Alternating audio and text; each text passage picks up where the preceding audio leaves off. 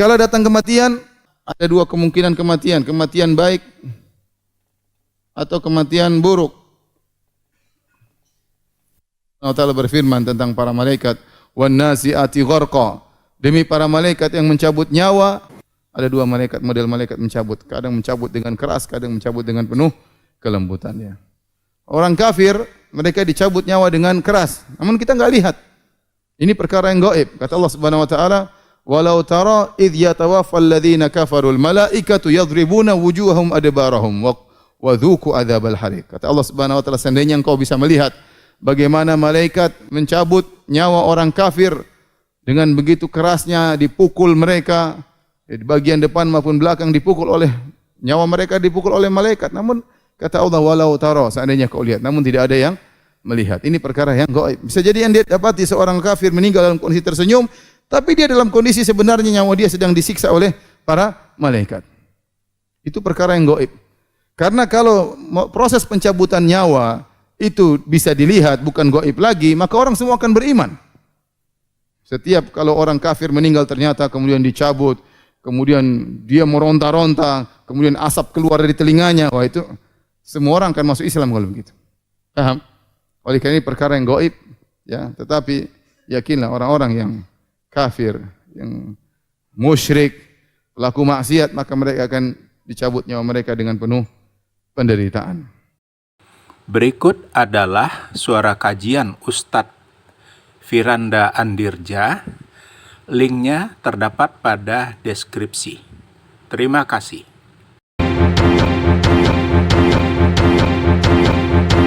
Perjalanan setelah kematian. Saya kasih judul tahapan setelah kematian, ya. Secara umum membahas ini tentu hanya sekedar secara global, tidak secara detail, karena masing-masing tahapan butuh pengajian tersendiri. Tapi harapan saya setelah kita melihat tahapan-tahapan ini, kita akan memiliki gambaran yang global tentang bagaimana kesudahan kita setelah kita meninggal dunia, ya. Dan tahapan-tahapan ini tidak ada dalil yang nas yang tegas untuk merangkai seluruh tahapan ini secara detail. Tetapi sebagian tahapan ada dalilnya, sebagian tahapan ijtihad di kalangan para ulama, sehingga terkadang ada sedikit perbedaan di kalangan para ulama tentang tahapan-tahapan tersebut. Tapi mereka sepakat, semua itu ada tahapannya, hanya ada sebagian urutan tertib yang terkadang diperselisihkan oleh sebagian ulama karena tidak ada dalilnya yang tegas yang menunjukkan akan urutan tersebut. Secara umum, tahapan-tahapan tersebut yang pertama adalah kematian, ya. Kemudian yang kedua adalah barzakh, alam barzakh. Kemudian yang ketiga adalah mahsyar. Nanti di padang mahsyar ini ada namanya Al-Haud, Telaga Nabi sallallahu alaihi wasallam. Nanti di sini juga ada Al-Qadha, persidangan.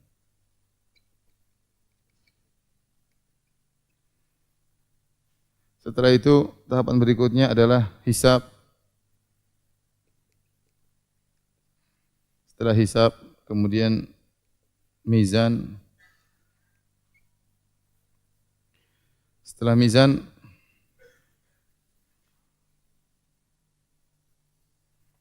mizan kemudian ada az-zulmah, ya. Kegelapan. Setelah zulmah kemudian manusia disuruh lewat sirat atau jembatan. Kemudian sirat namanya qantarah. Ini setelah sirat. Baru kemudian surga ya. Bagi yang tidak lolos lewat sirat, maka akan terjerumus kepada neraka jahanam. Baik, ini secara global, nanti mungkin ada di tengah-tengah penjelasan akan ada pembahasan secara detail ya tentang hal ini ya. Tapi kita akan bahas yang pertama tentang kematian.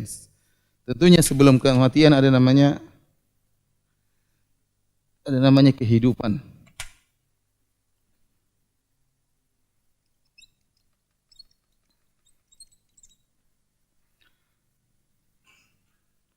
Ada namanya kehidupan. Kita tulis sini kehidupannya. Kehidupan ini ternyata hanya sebentar kalau kita bandingkan dengan apa yang setelah akhirat. Coba kita lihat kehidupan, sini titik kematian. Setelah itu di sini barzakh, alam barzakh.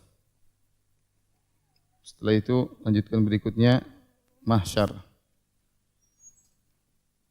dan seterusnya.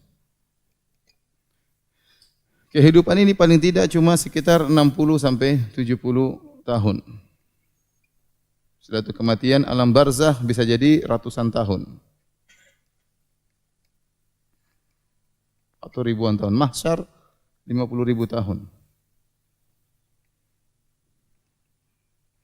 Setelah itu dan seterusnya abadi. Jutaan tahun, miliaran tahun, triliunan tahun.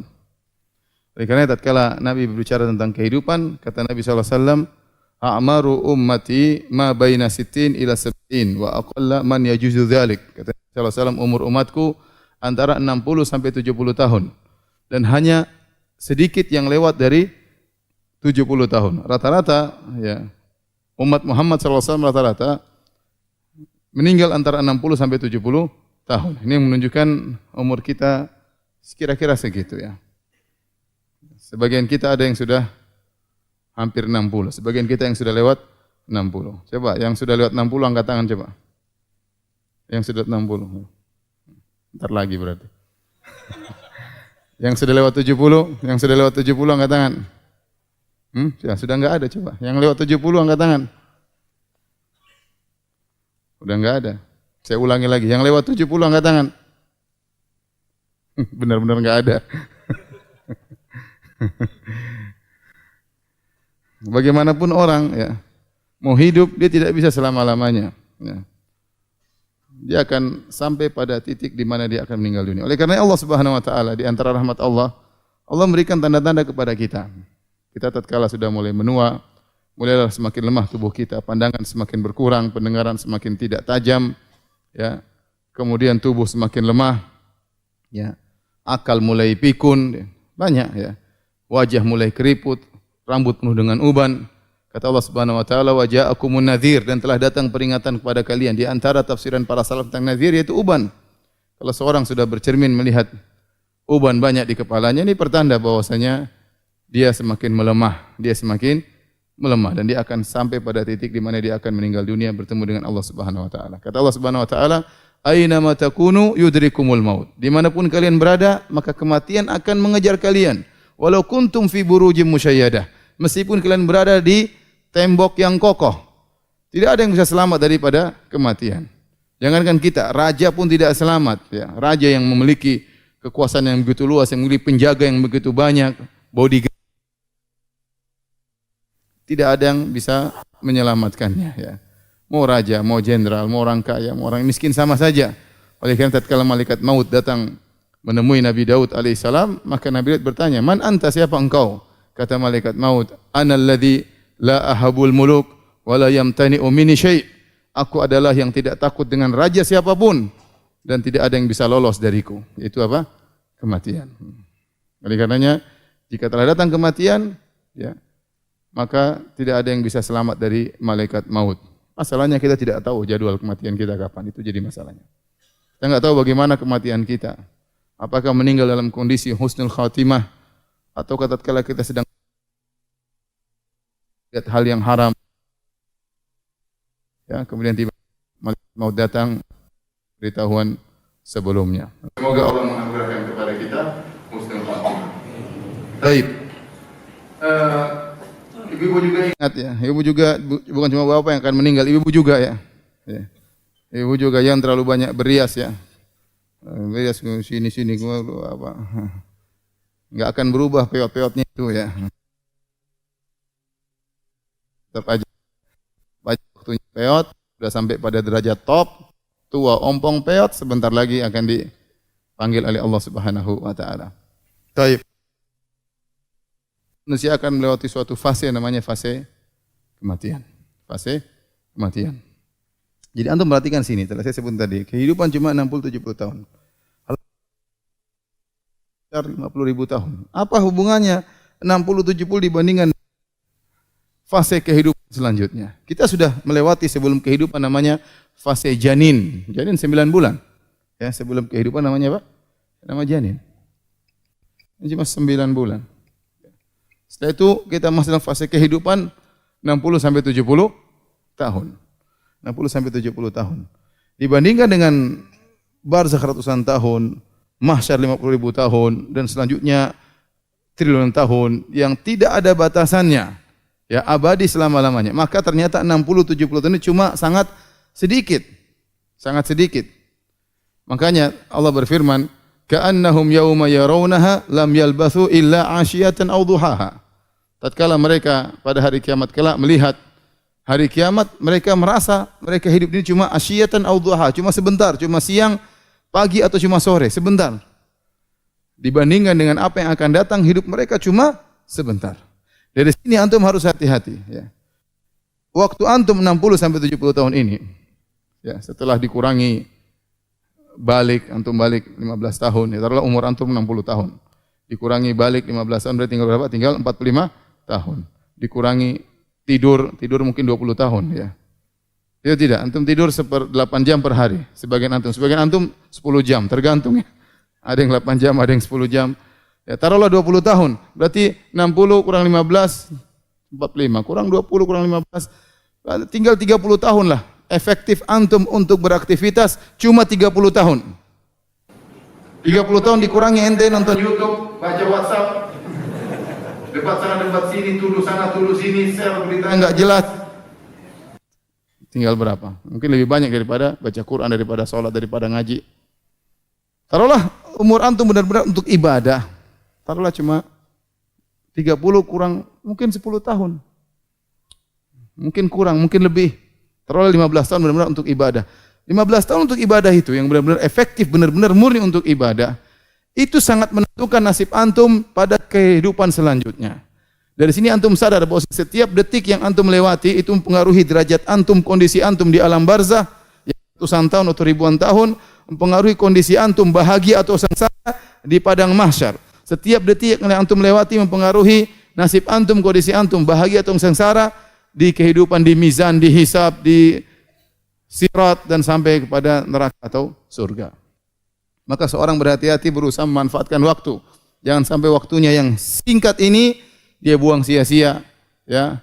Karena waktu tersebut sangat berpengaruh nasib dia di kehidupan selanjutnya. Ya, inilah ya kehidupan ya.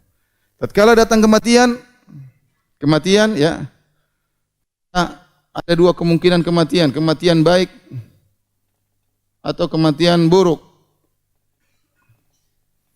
Allah Ta'ala berfirman tentang para malaikat, wan nazi'ati gharqa, demi para malaikat yang mencabut nyawa dengan penuh kekerasan ya. Yaitu malaikat yang mencabut nyawanya orang kafir. Ya. Wan nasyitati nashqa, demi malaikat yang mencabut nyawa dengan penuh kelembutan ya. Ada dua model malaikat mencabut, kadang mencabut dengan keras, kadang mencabut dengan penuh kelembutan ya. Orang kafir mereka dicabut nyawa dengan keras, namun kita enggak lihat. Ini perkara yang gaib. Kata Allah Subhanahu wa taala, "Walau tara idh yatawaffal ladzina kafarul malaikatu yadribuna wujuhahum adbarahum wa dzuqu adzabal hariq." Kata Allah Subhanahu wa taala, seandainya engkau bisa melihat bagaimana malaikat mencabut nyawa orang kafir dengan begitu kerasnya, dipukul mereka di bagian depan maupun belakang, dipukul oleh nyawa mereka, dipukul oleh malaikat. Namun Kata Allah, walau tara, seandainya kau lihat, namun tidak ada yang melihat. Ini perkara yang gaib. Bisa jadi yang dia dapati seorang kafir meninggal dalam kondisi tersenyum, tapi dia dalam kondisi sebenarnya nyawa dia sedang disiksa oleh para malaikat. Itu perkara yang gaib. Karena kalau proses pencabutan nyawa itu bisa dilihat, bukan gaib lagi, maka orang semua akan beriman. Setiap kalau orang kafir meninggal ternyata kemudian dicabut, kemudian dia meronta-ronta, kemudian asap keluar dari telinganya, wah itu semua orang akan masuk Islam kalau begitu. Paham? Oleh karena ini perkara yang gaib, ya. Tetapi yakinlah orang-orang yang kafir, yang musyrik, pelaku maksiat, maka mereka akan dicabut nyawa mereka dengan penuh penderitaan. Baik, hadirin yang dirahmati Allah Subhanahu wa taala, kita akan setelah membahas kematian, ya, maka kita masuk pada proses yang kedua, yaitu apa? Boleh dihapus ya? Ya, hapus dulu.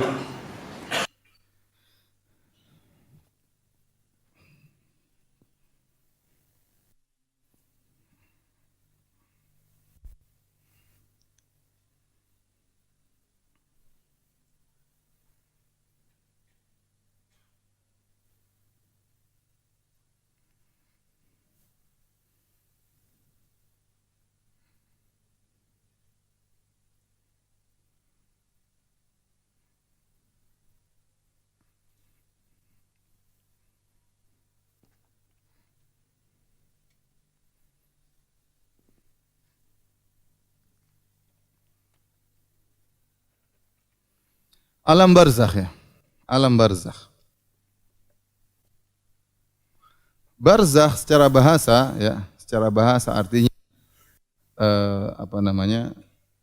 Yaitu yang tengah-tengah, pemisah antara satu dengan yang lainnya, itu pemisah. Maksudnya pemisah antara alam dunia, perantara, bukan pemisah, perantara.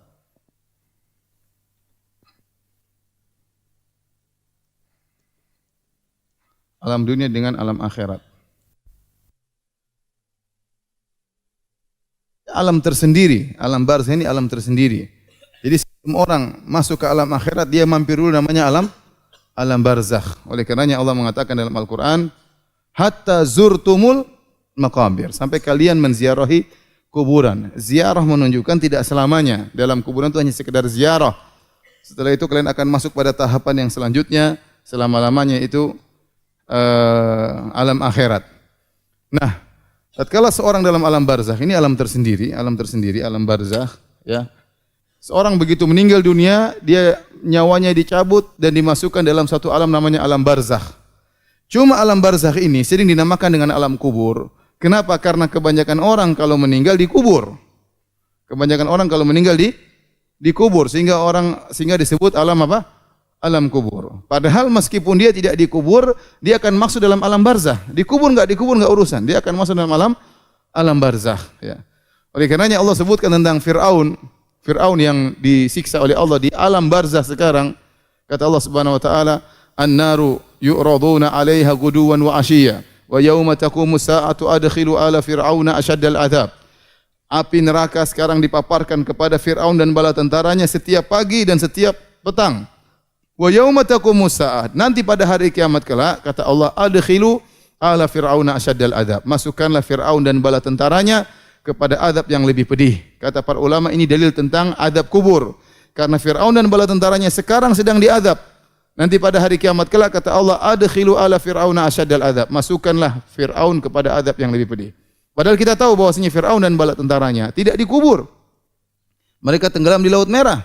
Bahkan Fir'aun jasadnya selamat, kata Allah, fal yauma nunajjika bi badanika litakuna liman khalfaka ayah wa inna katsiran minan nasi an ayatina laghafilun. Kata Allah Subhanahu wa taala, pada hari ini kami selamatkan jasadmu wahai Firaun. Jadi Firaun jasadnya selamat, tidak dikubur. Bahkan konon sampai sekarang masih ada dijadikan mumi. Meskipun dia tidak dikubur jasadnya, dia sedang disiksa sekarang di alam barzakh. Meskipun bala tentaranya tidak dikubur, tenggelam di lautan, mereka sedang disiksa sekarang di alam barzakh. Oleh karena kalau ada seorang kemudian meninggal, misalnya terbakar di pesawat, jasadnya tidak ada. Kemana nyawanya? Masuk dalam alam barzakh. Ada orang dimakan oleh binatang buas, dimakan oleh ikan hiu. Kemana jasadnya? Jasadnya habis.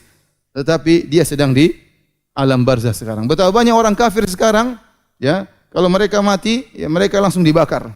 Dibakar. Jasadnya dibakar. Apakah mereka selamat dari alam barzah?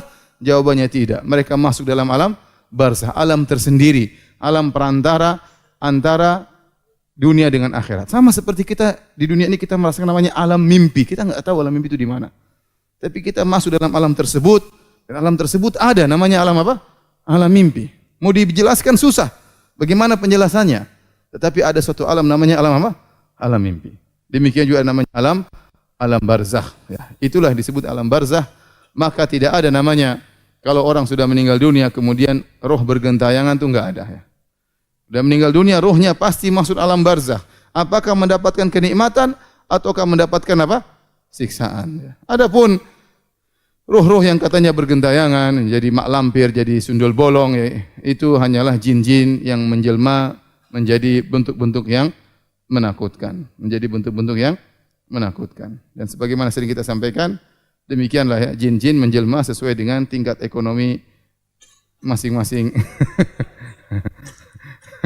Kalau di luar negeri jinnya keren-keren, pakai jas, ya, pakai dasi, ya, mantap ya. Di sini ya bajunya enggak ada, sundul bolong, rambutnya belum mandi dan berbagai macam. Paling keren-keren si manis jembatan Ancol ya. Baik. Ikhwan dan akhwat yang dirahmati oleh Allah Subhanahu wa taala. Antum tahu antum berapa lama di alam barzah nanti? Antum enggak tahu. Betapa banyak nenek moyang kita sudah lama di alam barzah. Ada yang sudah ratusan tahun. Ada yang mungkin kakek mungkin sudah 1000 tahun lebih di alam barzah. Menanti kapan ditiupkan sangkakala? Kapan tiba hari kiamat? Nah, berarti kita di alam barzah ini lama sekali, sangat lama. Tidak ada bandingannya dengan kehidupan kita di dunia. Kemudian kita di alam barzah kita akan sendirian. Oleh karenanya dalam hadis kata Nabi SAW, yatba'ul mayyita thalath. Sungguhnya mayat akan diikuti oleh 3. Ahluhu wa maluhu wa amaluhu. Keluarganya akan mengantarnya ke pemakaman. Hartanya akan ikut, mungkin mobilnya, mungkin budaknya, pembantunya akan ikut dia ke pemakaman. Wa amaluhu, dan amal dia juga akan ikut ke pemakaman. Kata Nabi SAW, fayarji al-ithnan. Yang 2 akan pulang, wa yabqa wahid. Yang pulang, keluarganya akan pulang, hartanya akan pergi, tersisa dia bersama amalnya. Dan itu benar. Antum akan sendirian. Ya. Apakah istri antum mau dikuburkan sama antum? Tidak mau. Anak-anak juga tidak akan dikubur sama antum. Padahal istri kita waktu kita masih hidup mengatakan, Abi, kita akan sehidup semati. Begitu kita mati, istri kita enggak mau masuk ke kuburan bersama kita. Setelah habis masa iddahnya, dia akan kawin lagi. Ingat bapak-bapak, benar. Dia meninggal dalam kuburan sendirian.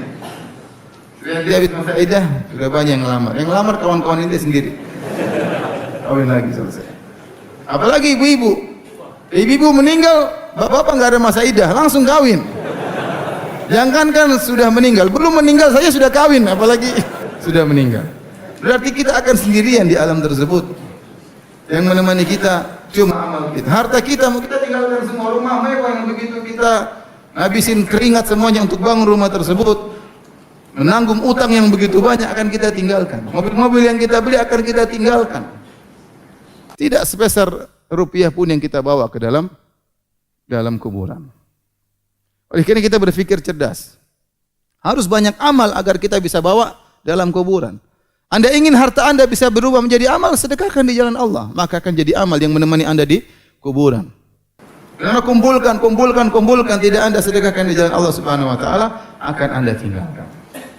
Setelah itu Anda akan dalam alam barzah sendirian. Oleh karena itu Allah mengatakan, biasakanlah diri Anda tatkala di dunia, biasakanlah kita untuk sering beribadah dalam berkhulwat bersama Allah Subhanahu wa taala, bersendirian. Karena kita akan lama bersendirian di alam barzakh ini. Kalau kita terbiasa berkhulwat dengan Allah Subhanahu wa taala, maka kita akan mudah menghadapi alam barzakh. Benar, kita tatkala di dunia ada kebahagiaan kita rasakan tatkala kita bertemu dengan keluarga, bertemu dengan istri, bertemu dengan anak-anak, kita merasa bahagia bertemu dengan kawan-kawan, kita merasa bahagia tatkala menghadiri pengajian, bertemu dengan sahabat-sahabat. Tapi latih diri kita untuk mencari kebahagiaan dengan bersendirian. Bahagia tatkala baca Quran sendirian.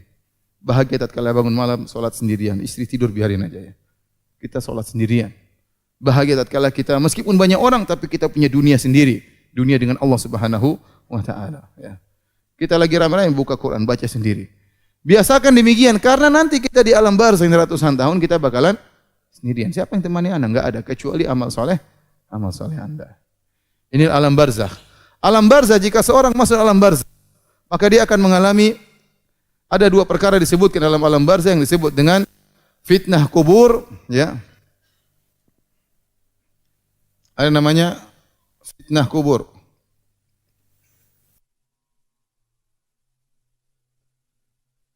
Azab atau nikmat kubur. Adapun fitnah kubur itulah pertanyaan malaikat mungkar dan nakir.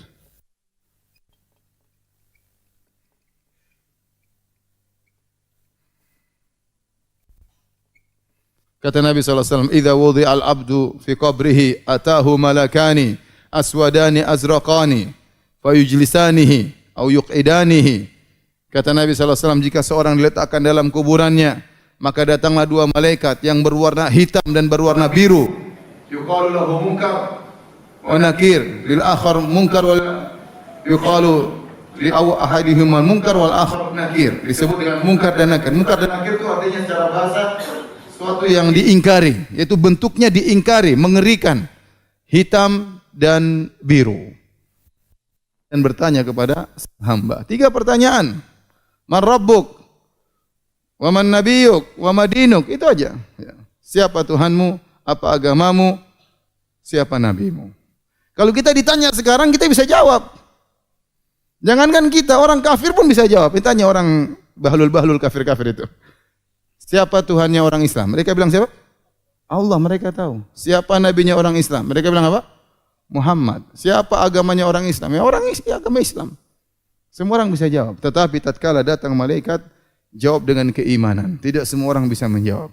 Orang-orang munafik datang dalam hadis, orang-orang munafik yang mereka kenal betul siapa Rasulullah SAW. Waktu ditanya oleh malaikat mungkar dan nakir, mereka tidak bisa jawab. Kata mereka, ha sami'tu nas yaqulun ha faqultuhu. Aku mendengar orang mengatakan sesuatu, aku pun ikut-ikut. Siapa? Dia enggak bisa jawab. Padahal dia tahu siapa Nabi selama semasa hidup. Tapi saking mengerikannya, saking takutnya, file-filenya lupa semuanya. Dia enggak bisa jawab. Itulah mengerikan. Ini suatu yang menyakitkan kata sebagian ulama. Kenapa? Dia sebenarnya tahu jawabannya, tapi dia lagi lupa. Sehingga waktu dia mau jawab, dia berusaha ingat enggak bisa-bisa. Padahal malaikat mungkar nakir ingin apa? Pentung kepalanya. Mau jawab enggak bisa, mau jawab enggak bisa. Itu penderitaan yang luar biasa. Padahal dia tahu, dia berusaha ingat. Enggak bisa. Oleh karenanya, menjawab pertanyaan malaikat mungkar dan nakir ini butuh keimanan. Butuh keimanan. Maka Allah berfirman, "Yutsabbitullahu alladhina amanu bil qawli tsabiti fil hayatid dunya wa fil akhirah." Allah mengkokohkan perkataan orang-orang yang beriman di dunia dan di akhirat. Di antaranya orang-orang beriman dikokohkan jawabannya tatkala di alam barzakh. Waktu ditanya oleh malaikat mungkar dan nakir, maka dia bisa jawab pertanyaan tersebut. Kalau dia bisa jawab, maka dia akan merasakan nikmat kubur. Kalau dia tidak bisa jawab, dia akan merasakan siksa kubur. Siksa kubur saya katakan siksa dalam alam tersendiri. Hukum asalnya tidak kelihatan siksa kubur ini. Namun terkadang Allah memperlihatkan pada sebagian, terkadang. Namun pada asal ini alam tersendiri. Tidak ketahuan bagaimana.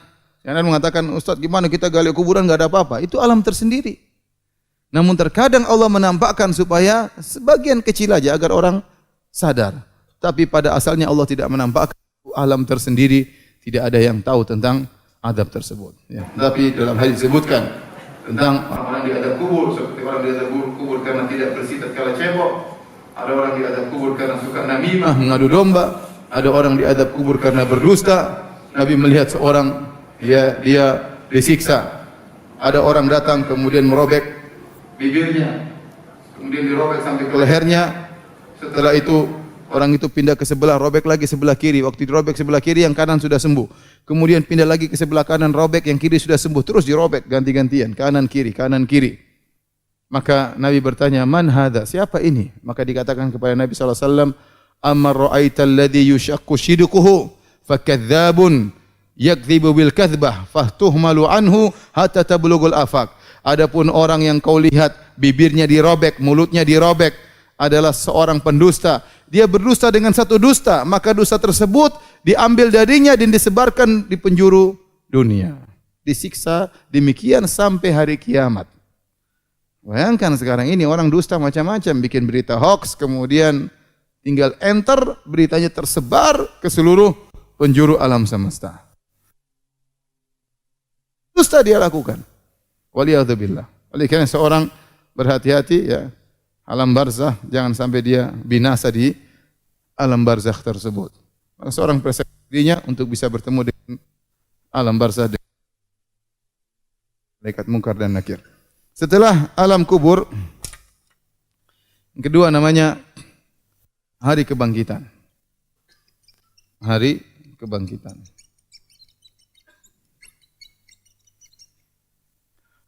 Nah, ada khilaf di kalangan para ulama, apakah hari kebangkitan dimulai dengan 3 tiupan sangkakala atau 2 tiupan sangkakala? Ada khilaf ya. Ada yang mengatakan cuma nafqatan, 2 tiupan sangkakala. Ada yang mengatakan salasa nafkhat.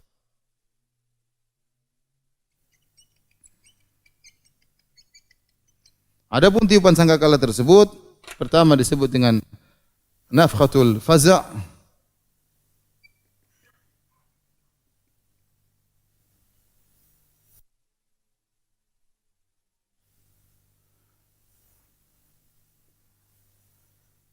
kemudian nafkhatu sa'aq,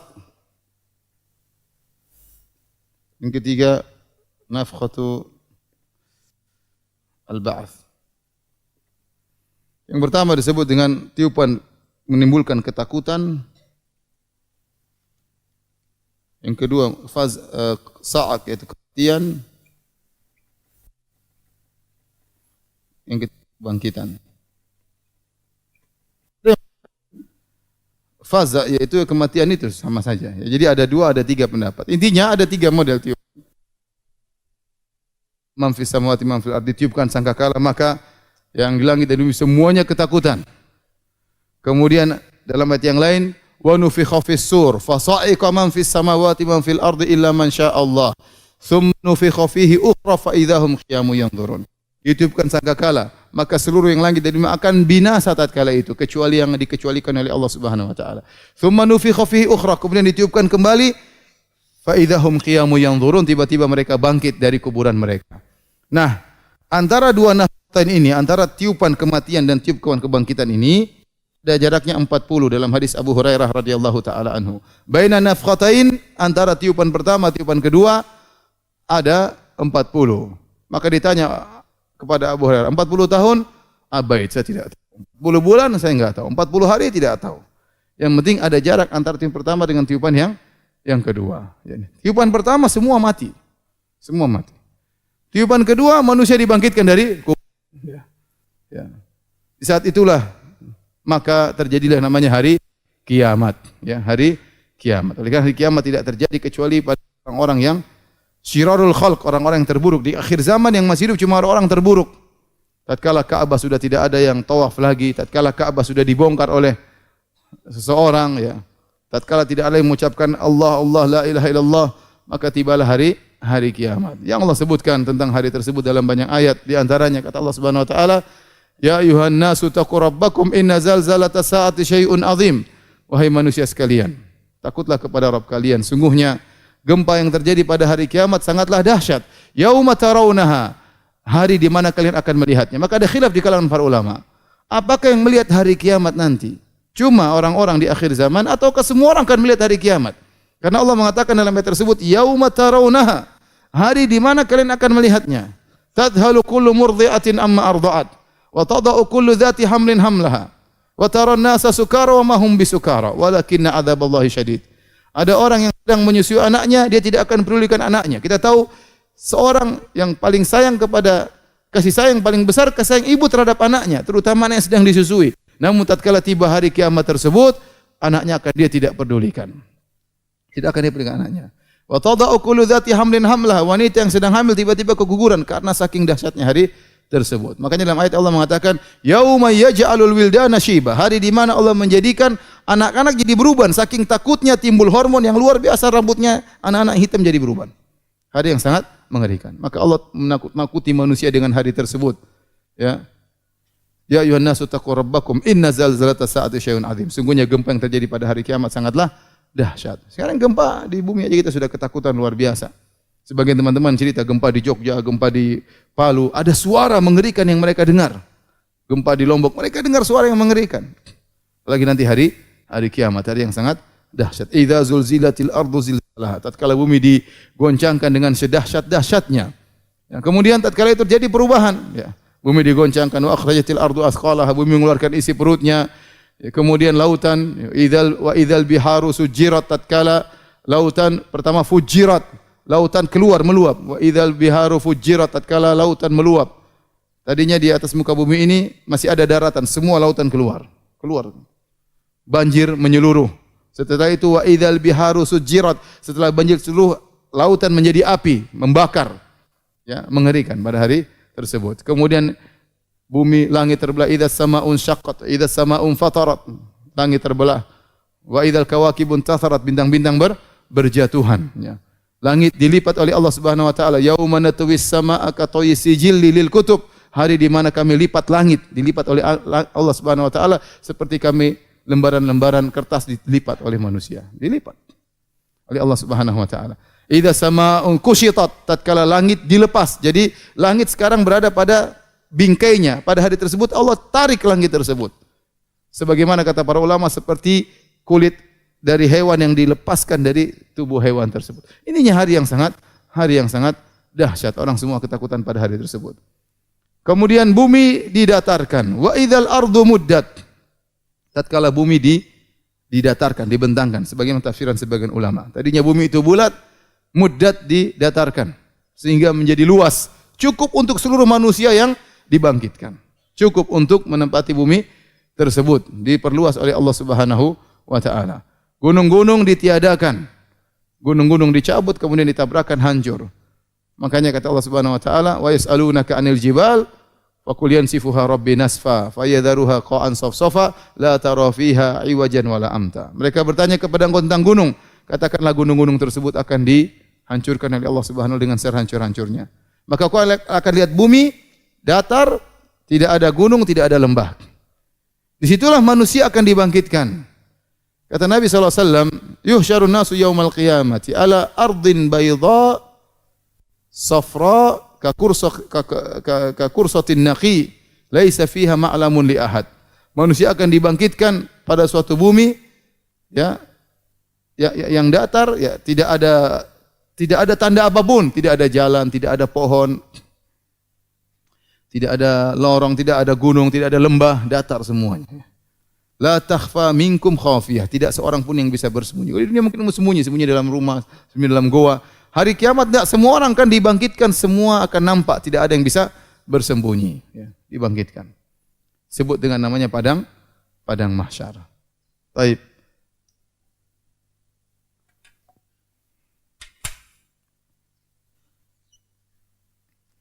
Padang mahsyar.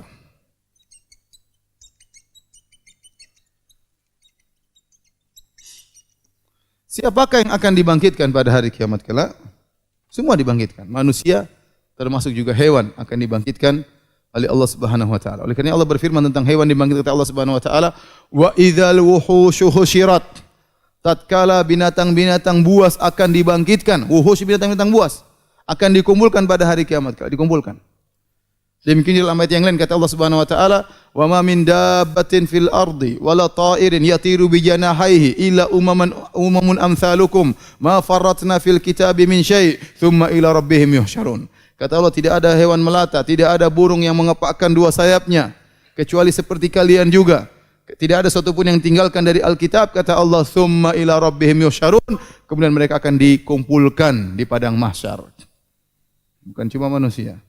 Makanya Nabi SAW dalam Sahih Muslim hadis Abu Hurairah, kata Nabi SAW, la tu'addunal huquqa ila ahliha yaumal qiyamah hatta yuqada li syatil dirham min syatil qarna. Sungguhnya kalian akan menunaikan hak-hak kepada pemiliknya sampai-sampai kambing yang tidak bertanduk akan mengambil haknya dari kambing yang menanduknya. Kapan hari kiamat? Berarti dibangkitkan semuanya.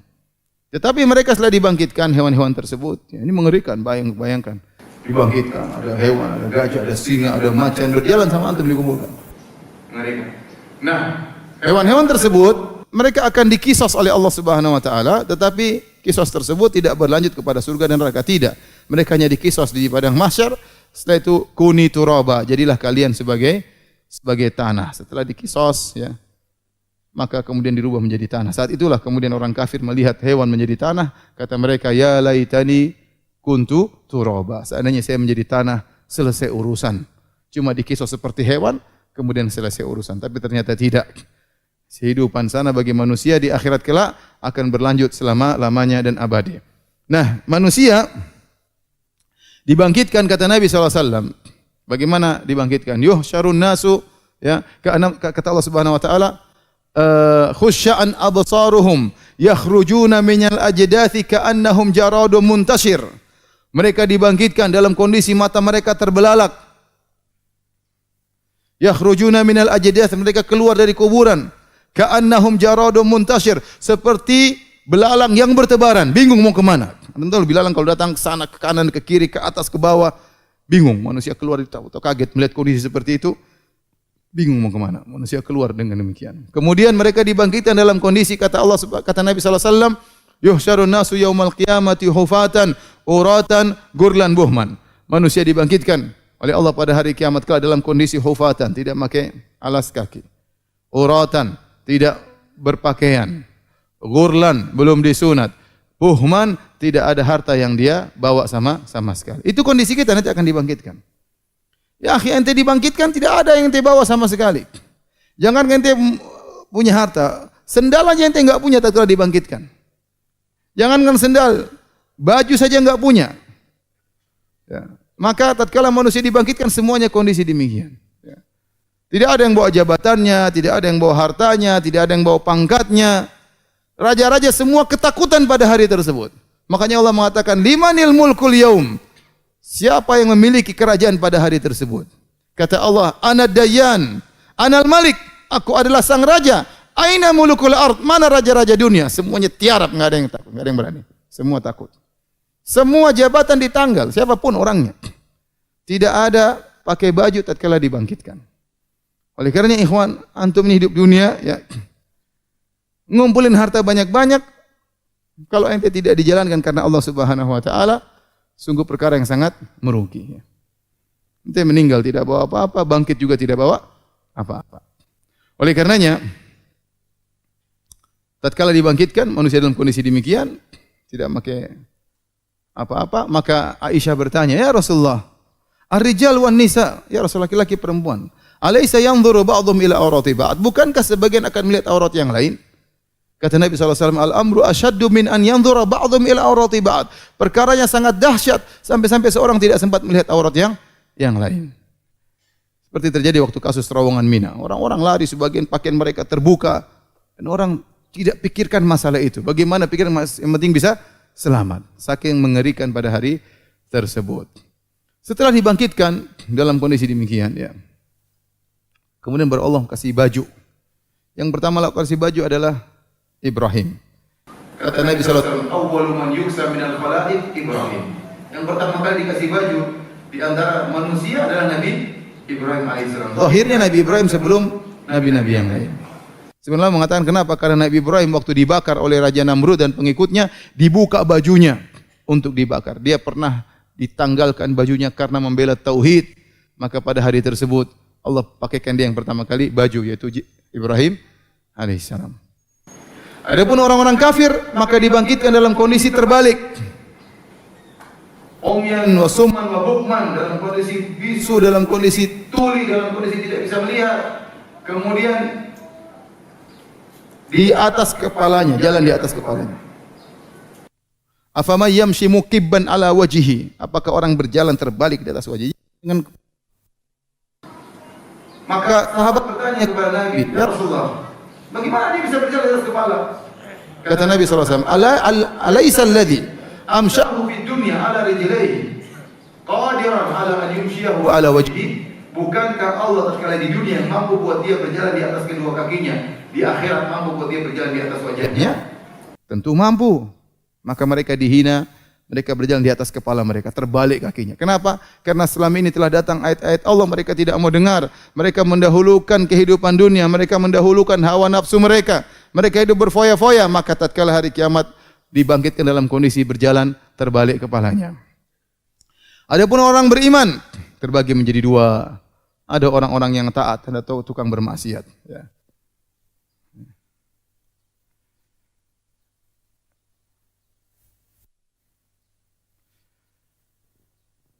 Kata Allah Subhanahu wa taala, "Yauma nahsyurul muttaqina, yauma nahsyurul muttaqi, yauma" dalam ayat itu al-muttaqina ila rahmani wafda ya. Dalam surat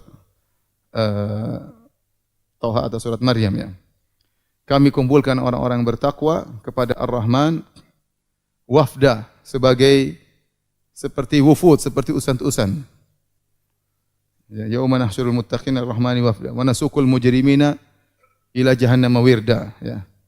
Kami kumpulkan orang-orang beriman kepada Ar-Rahman seperti utusan-utusan, dimuliakan. Orang-orang yang beriman dimuliakan pada hari tersebut. Lihat kata Nabi sallallahu alaihi wasallam tentang orang yang tukang azan, muadzin. Kata Nabi sallallahu alaihi wasallam, atwalun nasi yaumal qiyamah al-muadzinun. Orang yang paling tinggi lehernya pada hari kiamat adalah para tukang azan. Mereka dikumpulkan padang mahsyar, tiba-tiba mereka kelihatan tinggi. Kenapa? Selama ini dunia mereka mengumandangkan, meninggikan kalimat Allah, meninggikan syahadah Muhammad Rasulullah, mengajak orang untuk salat, maka pada hari tersebut mereka tersohor.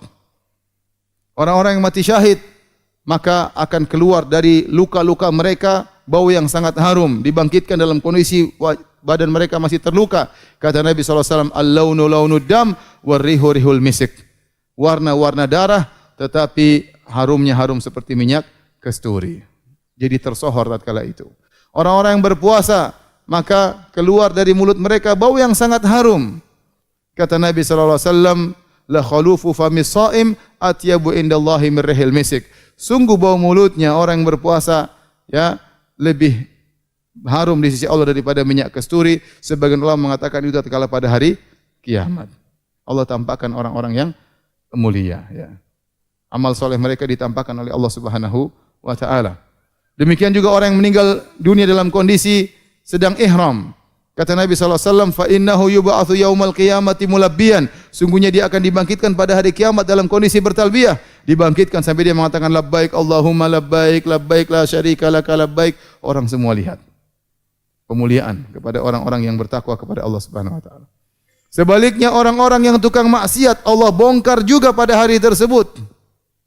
Orang-orang yang sombong. Kata Nabi SAW, yuhsyarul mutakabbiruna yaumal qiyamati ka'amthali dzar fi suwarir rijal yakshahumudz dzul min kulli makan. Sungguhnya orang-orang sombong pada hari kiamat yang merasa besar tubuh mereka selama ini, merasa tinggi jabatannya, merasa tinggi kedudukannya, pada hari kiamat kelak akan dibangkitkan kecil seperti semut bentuknya manusia.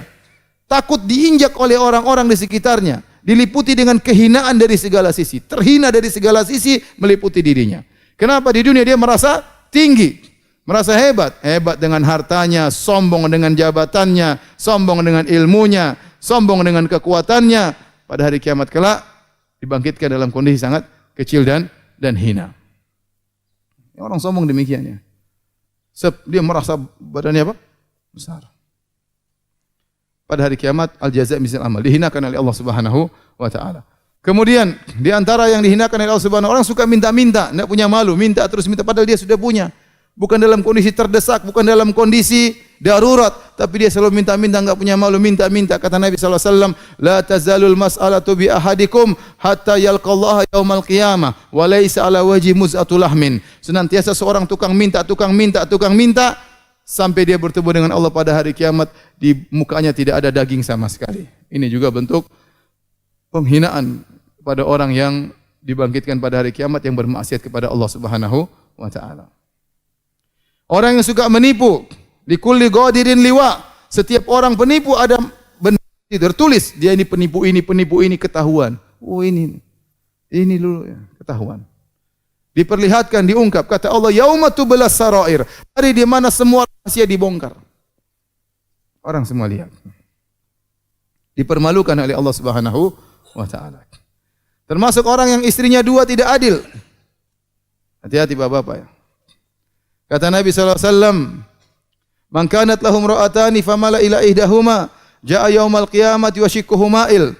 Barang siapa yang punya istri dua kemudian dia condong kepada salah satunya, maka datang pada hari badannya miring. Hati-hati ikhwan. Hati-hati. Saya ketemu beberapa orang poligami tidak bisa adil. Dia belum punya kemampuan untuk apa? Untuk adil, sudah nekat poligami. Nanti pada hari kiamat badannya miring. Ya akhi, ente kenapa ya akhi? Miring badannya. Ternyata dia tidak adil terhadap apa? Istrinya. Ini perkara yang menyedihkan. Sudah di atas sunnah, ternyata badannya apa? Miring. Tapi kalau ente adil, tenang aja, tegap, santai aja. Ini dipermalukan juga oleh Allah. Pada hari kiamat tersebut, di namanya padang mahsyar. Nah, di padang mahsyar ini disebutkan oleh sebagian ulama ada namanya al-haud. Al-haud, telaga Nabi sallallahu alaihi wasallam. Ada khilaf di mana telaga Nabi, namun sebagian mengatakan telaga tersebut di padang mahsyar. Kenapa? Orang-orang dalam kondisi sangat haus, matahari dalam jarak 1 mil, keringat bercucuran tiada habis-habisnya. Maka Nabi mengatakan, "Ana faratukum alal haud." Aku menunggu kalian di telaga. Aku pertama datang dan aku menunggu kalian untuk minum telaga Nabi. Likulli nabiyyin haudun. Kata Nabi, setiap nabi ada telaganya. Masing-masing nabi punya telaga di padang mahsyar. Dan Nabi SAW menjaga telaganya. Kalau ada dari selain umatnya yang ingin minum dari telaga Nabi, Nabi usir. Dan Nabi mengetahui umatnya dengan gurran muhajjalina min atharil wudu. Bahwasanya keluar cahaya di tangan-tangan mereka, di wajah-wajah mereka, di kaki mereka karena bekas wudu. Maka yang wajahnya bercahaya, tangannya bercahaya boleh minum dari telaga Nabi SAW. Yang lain minggir, tidak boleh. Hadis tersebut ya disebutkan adalah di padang mahsyar ada namanya al-haud. Kemudian kondisi manusia tatkala itu sangat mengenaskan. Kenapa? Karena matahari dalam jarak 1 mil. Tuduna syams, matahari diturunkan dalam jarak 1 mil. Maka orang seluruhnya kepanasan. Matahari sangat dekat, keringat bercucuran, namun mereka tidak mati-mati.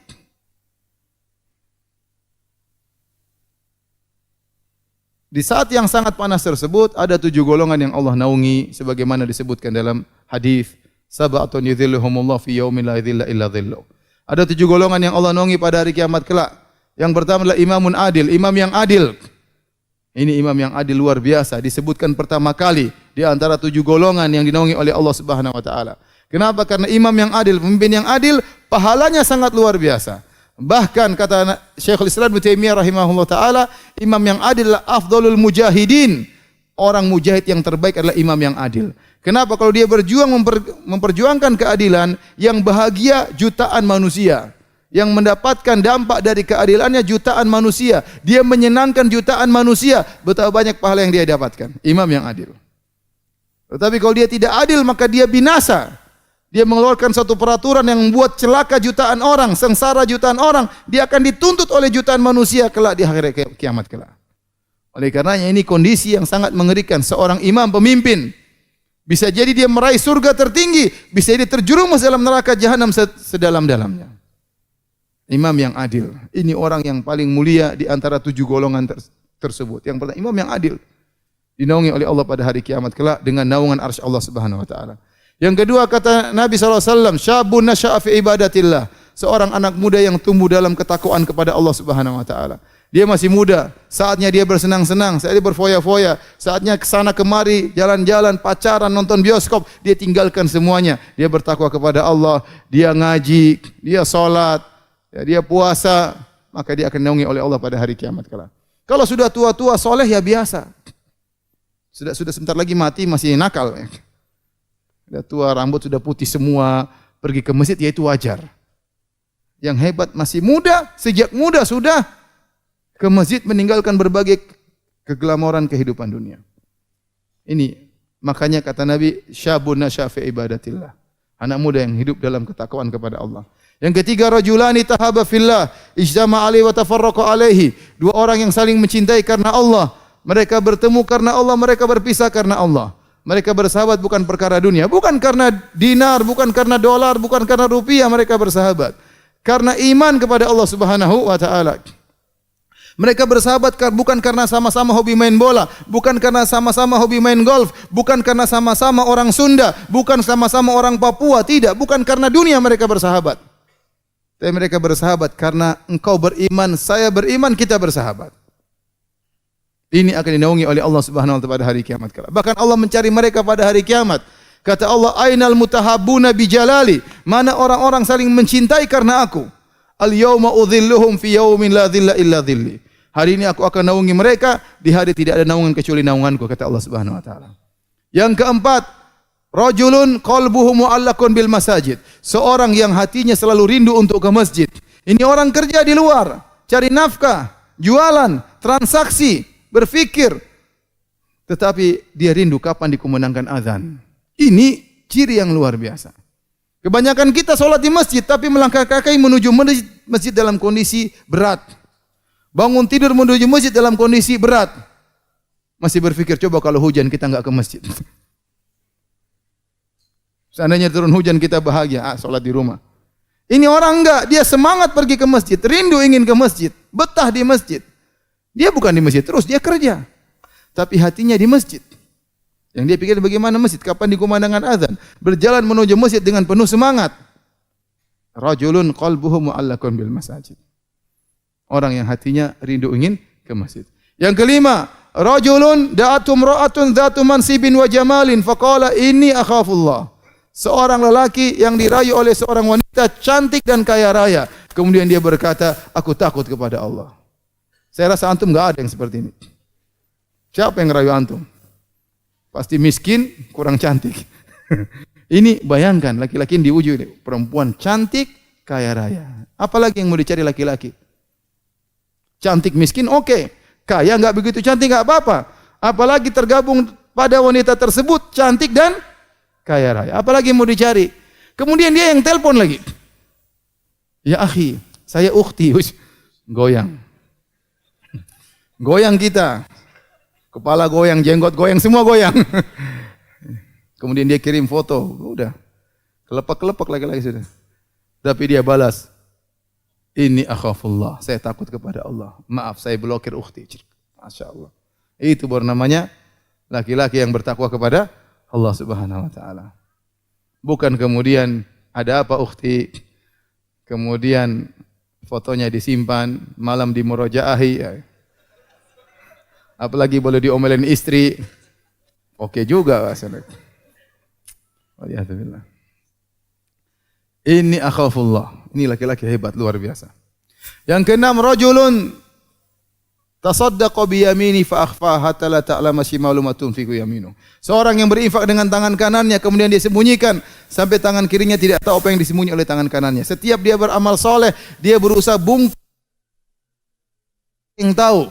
Dia berbakti sama orang tuanya, dia tidak cerita pada siapa-siapa.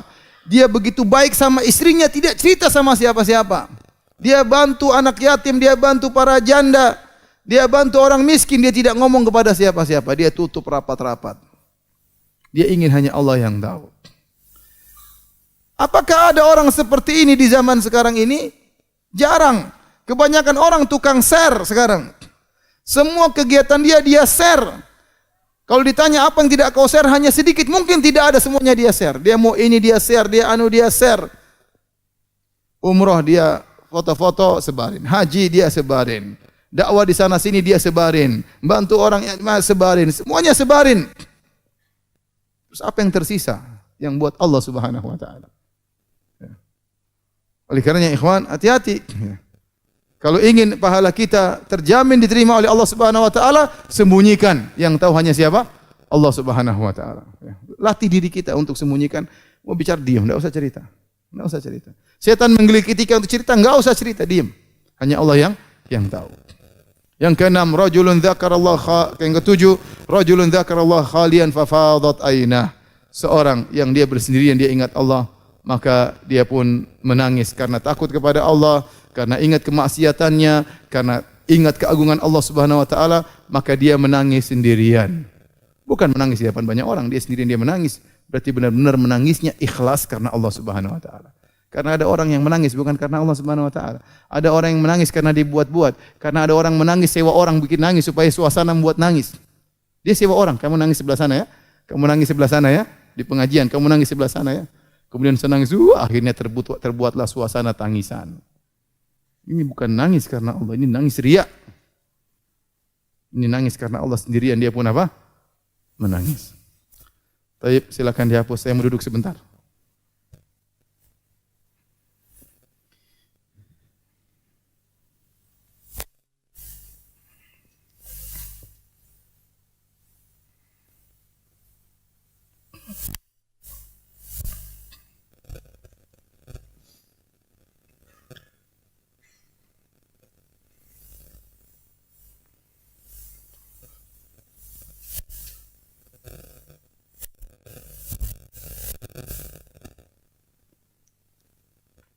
Baik hadirin dan hadirat yang hadirat subhanahu wa ta'ala. Di padang mahsyar, tatkala manusia dalam kondisi kepayahan, dalam kondisi kesulitan, maka mereka pun mencari solusi. Ingin agar Allah segera datang untuk mulai persidangan. Kalau saya hakimnya enggak datang-datang. Sementara dia harus menunggu di luar di bawah terik matahari. Pintu enggak dibuka-buka. Nunggu terus. Kepanasan. Ya, demikian manusia pada saat itu mereka ingin segera disidang oleh Allah Subhanahu wa taala. Namun Allah tidak datang-datang.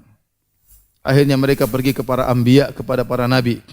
Pertama kali mereka datang kepada Nabi Adam alaihissalam. Mereka mengatakan, "Ya Adam, anta abul bashar, khalaqakallahu biyadayhi wa asjada laka malaikatah. Ama tara ma nahnu fih? Ala tashfa' lana inda rabbik?" Kata mereka, wahai Adam, engkau adalah nenek moyang kami, manusia yang pertama. Allah ciptakan engkau dengan kedua tanganmu, kedua tangannya. Allah, jadi mereka memuji Nabi Adam. Allah ciptakan engkau dengan kedua tangannya. Allah menyuruh malaikat kami. Tidakkah kau beri syafaat kepada kami agar Allah segera datang mulai persidangan? Kata Adam alaihissalam, nafsi nafsi. Saya juga butuh dengan syafaat. Saya juga tidak tahu diri saya bagaimana. Allah telah melarang saya mendekati sebuah pohon dan saya langgar. Nafsi nafsi. Saya juga butuh dengan syafaat. Idhabu ila ghairi. Pergilah kepada nabi yang lain.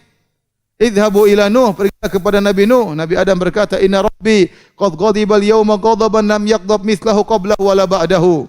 Sungguhnya Rabbku sedang murka pada hari ini. Tidak pernah Allah murka sebelumnya seperti ini dan tidak murka sudahnya seperti ini. Dan sungguhnya Allah telah melarang aku mendekati suatu pohon dan aku melanggar.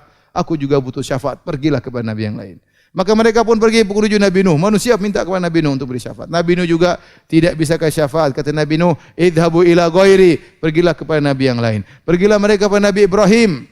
Nabi Ibrahim minta uzur. Saya pernah berdusta 3 kali, kata Nabi Ibrahim. Padahal dia adalah Khalilur Rahman, kekasih Allah. Ya Ibrahim, anta Khalilur Rahman, kekasih Allah. Kata Nabi Ibrahim, pergilah kepada yang lain. Pergilah mereka kepada Nabi Musa alaihissalam. Nabi Musa dipuji, kalimullah. Engkau yang berbicara kepada Allah langsung. Dan seterusnya pujian-pujian. Kata Nabi Musa, waqad qataltu nafsan lam umar biqatliha. Sungguhnya aku telah membunuh satu jiwa yang aku tidak diperintahkan membunuhnya. Aku pernah salah. Idhabu ila ghairi. Pergilah kepada selainku. Pergilah kepada Nabi Musa, Nabi Isa. Nabi Isa juga i'tizar, minta maaf tidak bisa membantu mereka. Akhirnya mereka pergi kepada Nabi Muhammad sallallahu alaihi wasallam. Itulah kemudian Nabi Muhammad mengatakan, ana laha, aku yang akan beri syafaat bagi kalian. Maka Nabi Muhammad SAW kemudian sujud, dengan sujud yang sangat lama, agar Allah memberikan syafaat kepada manusia, agar dimulai persidangan. Nabi sujud lama, Nabi puji Allah dengan pujian-pujian yang begitu indah, yang kata Nabi SAW, bimahamid, ya, dengan pujian-pujian, la uhsinaha al-an. Sekarang aku belum bisa mengetahui pujian-pujian tersebut. Tetapi nanti pada saat aku sujud, Allah ajarkan kepada Nabi dengan pujian-pujian yang Nabi memuji Allah dengan pujian-pujian tersebut. Sekarang ini Nabi tidak tahu pujian-pujian tersebut bagaimana caranya. Setelah itu kata Allah Subhanahu wa taala, ya Muhammad irfa' ra'sak. Wahai Muhammad, angkatlah kepalamu. Wasal tu'tah, dan mintalah kau akan diberikan. Wasfa' tusyaffa, dan berilah syafaat dan kau akan diberi syafaat. Itulah maqamah mahmuda. Ya, maqam yang mulia pada hari tersebut, yang kata Allah Subhanahu wa taala, wa minal laili fatahajjad bihi nafilatan lak asa ayyab'atsaka rabbuka maqaman mahmuda. Dan di antara sebagian malam bangunlah engkau untuk salat tahajud sebagai tambahan ibadah bagimu. Semoga Allah akan membangkitkan engkau wahai Muhammad pada kondisi yang sangat mulia, yaitu tatkala di padang mahsyar. Di sinilah nampak kemuliaan Nabi SAW. Kenapa? Karena seluruh Nabi menolak, tidak bisa beri syafaat. Semuanya enggak pede, semua mengingat kesalahan mereka, semua mengingat dosa-dosa mereka. Cuma Nabi yang berani kemudian sujud dan akhirnya datanglah Allah Subhanahu wa taala. Syafaat Nabi tersebut adalah untuk mulai persidangan. Setelah manusia menunggu dalam waktu yang sangat lama. Maka setelah itu datanglah Allah Subhanahu wa taala, wa jaa rabbuka wal malaku saffan saffa. Maka datanglah Rabbmu dan malaikat bersaf-saf. Datanglah Allah Subhanahu wa taala. Dan mulailah persidangan. Dimulailah persidangan pada hari tersebut. Yang pertama disidang oleh Allah Subhanahu wa taala di antara manusia, ya, adalah fid dima, masalah darah. Si fulan pernah membunuh si fulan, maka mereka lapor di hadapan Allah Subhanahu wa taala, "Ya Allah, hadza qad qatalani." Ini fulan pernah bunuh saya tatkala di dunia. Dia lapor kepada Allah Subhanahu wa taala, disidang. Semua persengketaan akan disidang pada hari tersebut. Ya Allah, si fulan mengambil tanahku. Ya Allah, masalah darah, masalah harta disidang oleh Allah pada hari tersebut. Dan kalau Allah sudah menyidang, tidak ada yang bisa lolos pada hari tersebut. Tidak ada yang bisa lari kanan, lari kiri. Tidak ada pengacara pada hari tersebut, tidak ada. Allah yang sidang dan Dia adalah seadil-adilnya hakim pada hari tersebut. Ya. Taib, setelah disidang, ya. Oleh karenanya ikhwan, hati-hati, ente jangan sampai meninggal dunia dalam kondisi menzalimi orang. Kalau ente bisa meninggal dunia dalam kondisi tidak menzalimi orang, kata para ulama, khafif adh-dhahr, khamis al-batan, dalam kondisi ringan tanggungan, tidak ada beban yang hak orang lain yang ente pikul. Khamis al-batan, dalam kondisi perut kosong, tidak ada makanan haram yang kau makan, maka lakukanlah. Lakukanlah. Yang paling penting jangan sampai menzalimi orang lain. Kata Sufyan ats-Tsauri, wa antal qallaha bisab'ina dzamban fima bainaka wa bainallah ahwanu 'alaika min antal qahu bi dzambin wahidin fima bainaka wa bainal ibad. Engkau bertemu dengan Allah dengan bawa 70 dosa, antara engkau dengan Allah lebih ringan daripada kau bertemu dengan Allah dengan bawa satu dosa kau zalimi orang lain. Hati-hati. Kata Imam Syafi'i, bi'sa zat ilal ma'at al-udwanu 'alal ibad. Seburuk-buruk bekal menuju akhirat adalah berbuat zalim kepada orang lain. Mengerikan. Ada kawan saya yang kemarin baru cerita. Kata dia, Ustaz, ini cerita ini kalau bikin bisa dibuat sinetron katanya. Dia cerita, jadi kakeknya meninggal dunia, meninggalkan harta warisan, dibagi-bagi. Di antaranya buat bapaknya. Kemudian di antaranya buat kakak-kakak saudara-saudaranya yang lain. Setelah dibagi, mereka hidup lama di situ, tiba-tiba di suatu hari datanglah ada orang kafir datang kemudian merebut tanah tersebut. Ternyata sertifikatnya digadaikan oleh saudara-saudara 8 orang. Menggadaikan sertifikat tersebut kepada orang kafir dan akhirnya dijual kepada orang kafir. Mungkin belum balik nama. Intinya ada masalah, akhirnya tanahnya mau diambil. Maka bapaknya berkata kepada saudara-saudara 8 orang, kalian tahu ini kan tanah hak saya. Kalian tahu. Mereka kemudian kata dia, taib, kalian boleh ambil, tapi kalian tahu ini kezaliman, ini zalim. Kalian berani ngambil ini, tidak takut sama Allah. Kata saudara-saudaranya, enggak apa-apa, kita mau ambil. Akhirnya kata bapaknya, silakan ambil. Subhanallah, kata teman saya ini, setelah itu 8 orang ini semuanya meninggal dalam kondisi buruk semuanya. Tidak langsung, tapi bertahap, tidak terasa. Orang kalau sudah zalim terkadang terjerumus dalam kemaksiatan, dia tidak sadar. Kenapa? Akibat kezalimannya. Dia merasa dirinya benar, padahal dia zalim. Orang lihat semua dia ngawur, tapi tidak sadar kenapa dia zalimi orang. Hati-hati ikhwan. Ente jangan sampai makan harta orang lain dengan kezaliman. Ente jangan sampai menuduh orang lain yang tidak-tidak. Ente jangan sampai menjatuhkan harga diri orang lain tanpa hak. Jangan ambil sepeser pun harta orang lain, mengerikan. Apa kata Nabi SAW? Man akhadha minal ardi shibran zulman, barang siapa yang mengambil tanah orang lain meskipun sejengkal dengan kezaliman, tuwiqahu yaumal qiyamati sab'a aradin, maka dia akan dipikulkan 7 lapis bumi pada hari kiamat kelak. 1 jengkal dia ambil tanah orang. Lagi dengan matok tanah orang 1 hektar, mengerikan. 1 jengkal saja dia akan binasa. 1 binasa. Nabi SAW mengatakan barang siapa yang mengambil ya sepeser harta saudaranya dia akan masuk neraka jahanam. Maka sahabat berkata, walau qadhiban min arak ya Rasulullah, meskipun hanya satu siwak, satu batang siwak, kata Nabi, walau qadhiban min arak, meskipun hanya satu siwak. Hati-hati. Jangan ambil harta orang. Musibah pada hari kiamat kelak. Ente akan disidang oleh Allah dan tidak bisa lari pada hari tersebut. Adapun maksiat ente dengan Allah Subhanahu wa taala pada asalnya Allah Maha Pengampun, tapi maksiat ente dengan orang lain, Anda menzalimi orang lain, pada asalnya dia akan nuntut pada hari kiamat kelak. Setelah disidang maka masuk pada namanya hisab. Hisab, kalau kita boleh katakan hisab, namanya bahasa Indonesia namanya audit, diaudit.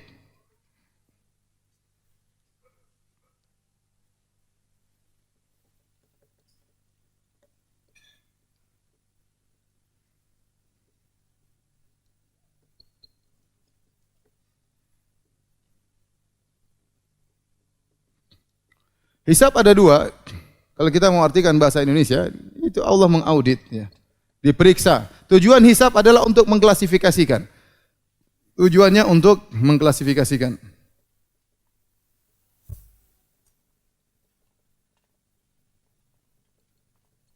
Mana yang dosa, mana yang pahala. Dosa mana yang pahala. Saya beberapa waktu silam saya mengisi tentang hisab di teman-teman di kantor pajak. Saya bilang, ente hati-hati ente. Ngaudit orang, ente diaudit nanti oleh Allah pada hari kiamat kelak. Mengerikan ya. Ini ya. Nah, hisab ada dua, ya, ada namanya hisab yasir, hisaban yasiran, ya. Allah, Nabi SAW pernah berdoa, Allahumma hasibni hisaban yasiran. Ya Allah, hisablah aku dengan hisab yang ringan. Allah sebut dalam Al-Quran, فَأَمَّا مَنْ أُوتِيَ كِتَابَهُ بِيَمِينِهِ فَسَوْفَ يُحَاسَبُ hisaban yasira.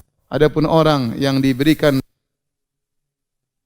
maka dia akan dihisab dengan hisab yang ringan. Ya, akan dihisab dengan hisab yang ringan. وَأَمَّا مَنْ أُوتِيَ كِتَابَهُ bishimali. Adapun orang yang diberi catatan amal dengan tangan kirinya, ya. Fasaufa yad'u subura, ya. Wara'a dhahri. Adapun orang dihisab dengan diberikan catatan amalnya dari belakang, fasaufa yad'u subura, maka dia akan menyeru dengan kecelakaan. Taib, hisab yasir untuk orang yang beriman. Adapun metodenya, Allah Subhanahu wa taala yudinil mu'min, Allah dekatkan seorang mukmin antara Allah dengan dia saja. Kemudian fayadau ala kanafihi, kemudian Allah tidak ada yang lihat, hanya dia dengan Allah Subhanahu wa taala. Setelah itu Allah buka catatan. Allah mengatakan, bukankah kau pernah melakukan demikian dan demikian? Allah tampakkan sebagian dosa-dosanya. Maka dia berkata, "Na'am, benar ya Allah. Kau pernah begini?" Naam ya Rabb, benar. Ya. Kemudian dia mengakui dosa-dosanya. Setelah itu Allah berkata, ya, "Waqad satartuhu 'alaika fid dunya." Waktu di dunia aku menutupi aibmu ini dan sekarang aku akan ampuni dosa-dosamu. Ini namanya hisaban yasiran. Kata para ulama, hisaban yasiran, hisab yang ringan, tidak semua dibongkar oleh Allah Subhanahu wa taala. Allah hanya kasih sampel-sampel kemudian Allah ampuni. Semoga kita dihisab dengan hisab yang ringan. Yang lebih enak lagi, tidak usah dihisab, langsung masuk surga. Ya, kemarin ada kawan cerita, dia mau menikah lagi, maka dia laporkan ke istrinya, sayang saya mau nikah lagi. Kata istrinya, dia kira istrinya mau marah, mau apa, kata istrinya, tidak apa-apa. Masya Allah, tidak apa-apa. Tapi syaratnya kau doakan saya supaya saya masuk surga tanpa hisab. Ya gitu gampang ya. Tapi ini hisab, kalau orang hisab ini mengerikan. Kalau orang bisa masuk surga tanpa hisab, Masya Allah, luar biasa. Ya. Tapi paling tidak kalau kita dihisab, maka hisaban apa? Yasiran, hisab yang ringan. Tidak memalukan di hadapan khalayak. Hisab cuma sekilas kemudian Allah ampuni. Kedua, munaqasyah. Munaqasyah ini Hajar rahimahullah ta'ala. Yang itu kata Nabi SAW, manukishal hisab uzib. Barang siapa dimunakosya di sidang oleh Allah Subhanahu wa taala, uzib, maka dia akan tersiksa. Dia tersiksa tatkala dihisab dengan detail. Orang pelaku maksiat, ya, dihisab dengan hisab yang detail. Dia akan tersiksa dari dua sisi. Pertama, tersiksa tatkala dibongkar aib-aibnya. Ya. Yang kedua, disiksa nanti akan dimasukkan dalam neraka jahanam. Dan antum tahu apa yang akan antum dihisab? Harta yang akan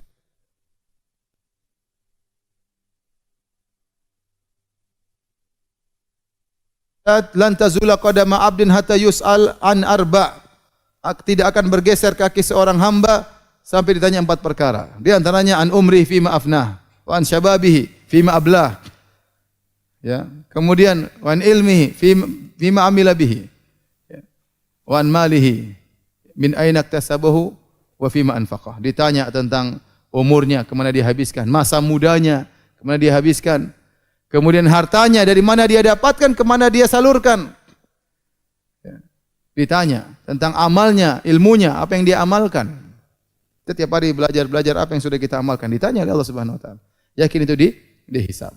Harta yang kita peroleh ditanya dari mana kau dapatkan, kemana kau habiskan. Betapa banyak orang binasa dari pertanyaan pertama. Dari mana kau dapatkan harta? Sudah binasa banyak orang dengan cara haram, dengan cara ini menipu, berbohong, manipulasi dan macam-macamnya. Ya. Yang kedua, kalaupun dia dapat harta yang halal, di mana dia habiskan? Wah, ini juga jawabnya susah ini. Buat beli ini, buat enggak ada yang manfaatnya macam-macam, jalan sana, jalan sini, ngabisin ini, ngabisin. Ini juga setengah mati jawabannya. Semakin orang banyak harta, semakin lama hisabnya. Makanya dalam hadis disebutkan, inna fuqara ummati yadkhulunal jannata qabla al-aghniya bi 500 am. Sungguhnya orang-orang miskin dari umatku masuk surga 500 tahun sebelum orang-orang kaya. Kenapa orang-orang kaya hisabnya kepanjangan, lama, tertunda. Makanya antum yang miskin-miskin, alhamdulillah ala kulli hal. Hisabnya cepat.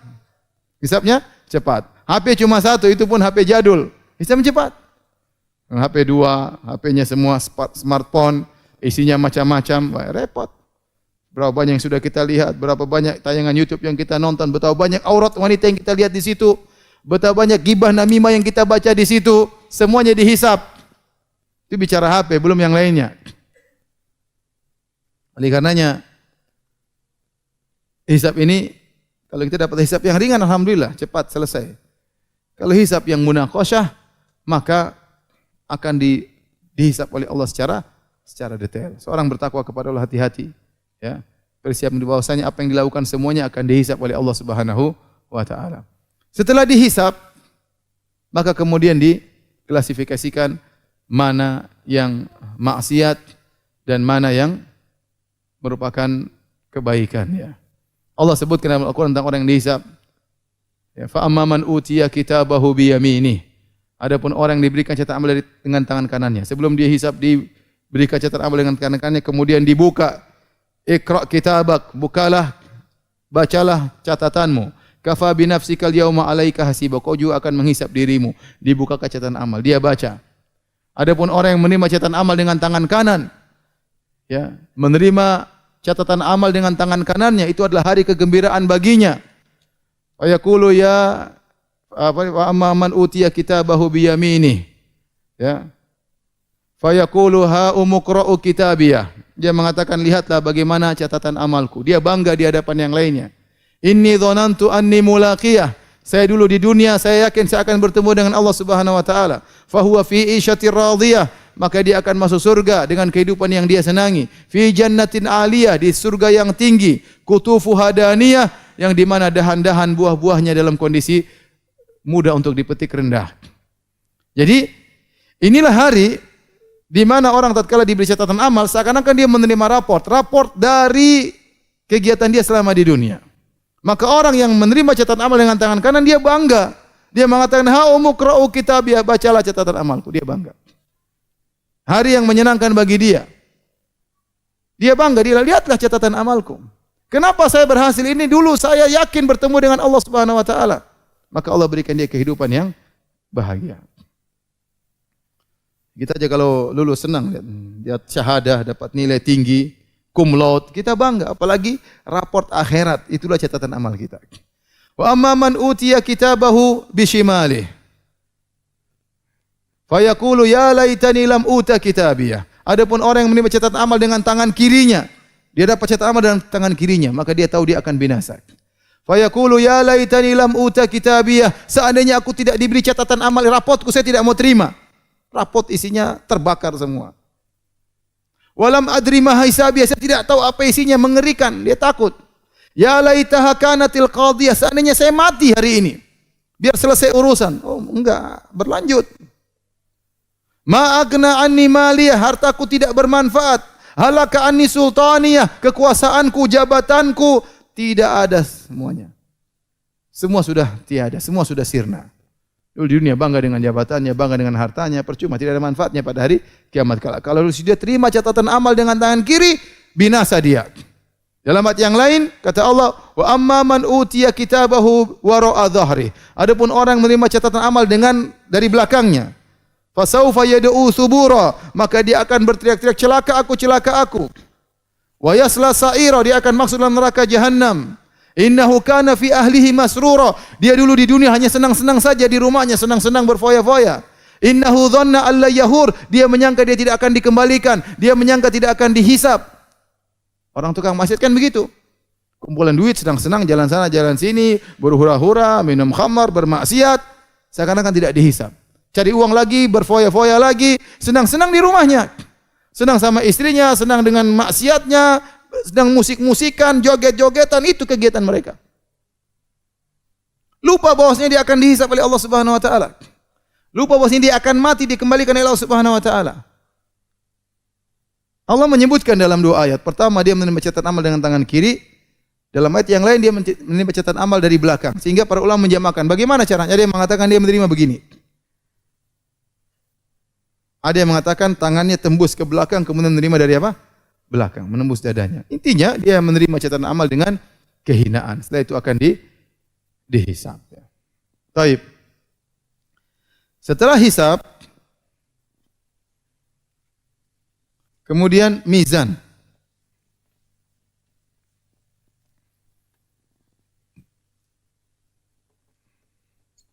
Mizan, timbangan. Timbangan Allah Subhanahu wa taala memiliki dua sifat. Yang pertama sangat detail. Yang kedua adil. Ya. Timbangan Allah sangat detail dan sangat adil. Wa nadha'u mawazinal qista li yaumil qiyamah. Fala tuzlamu nafsun syai'a wa in kana mithqala habatin min khardalin ataina biha wa kafa bina hasibin. Kata Allah Subhanahu wa taala, kami letakkan timbangan yang adil pada hari kiamat kelak. Timbangan tersebut sangat adil. Dan betapapun beratnya akan ditimbang, tidak ada yang lolos dari timbangan. Timbangan Allah sangat detail, sangat detail. Makanya Allah mengatakan, "Wa may ya'mal mithqala dzarratin khairan yarah." Barang siapa melakukan amal kebajikan meskipun sebesar zarrah, dia akan lihat hasilnya, akan ditimbang oleh Allah. Wa may ya'mal mithqala dzarratin syarran yarah. Barang siapa melakukan keburukan meskipun sebesar zarrah, akan ditimbang, dia akan lihat hasilnya.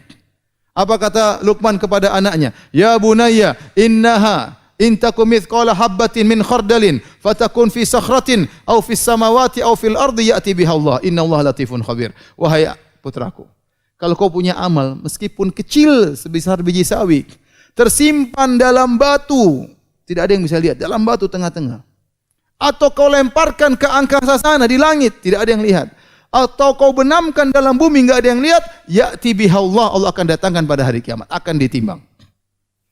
Jadi orang kalau melakukan kebajikan, ente kalau taat kepada Allah, ente tutup, tidak ada yang tahu, Allah tahu, jangan khawatir.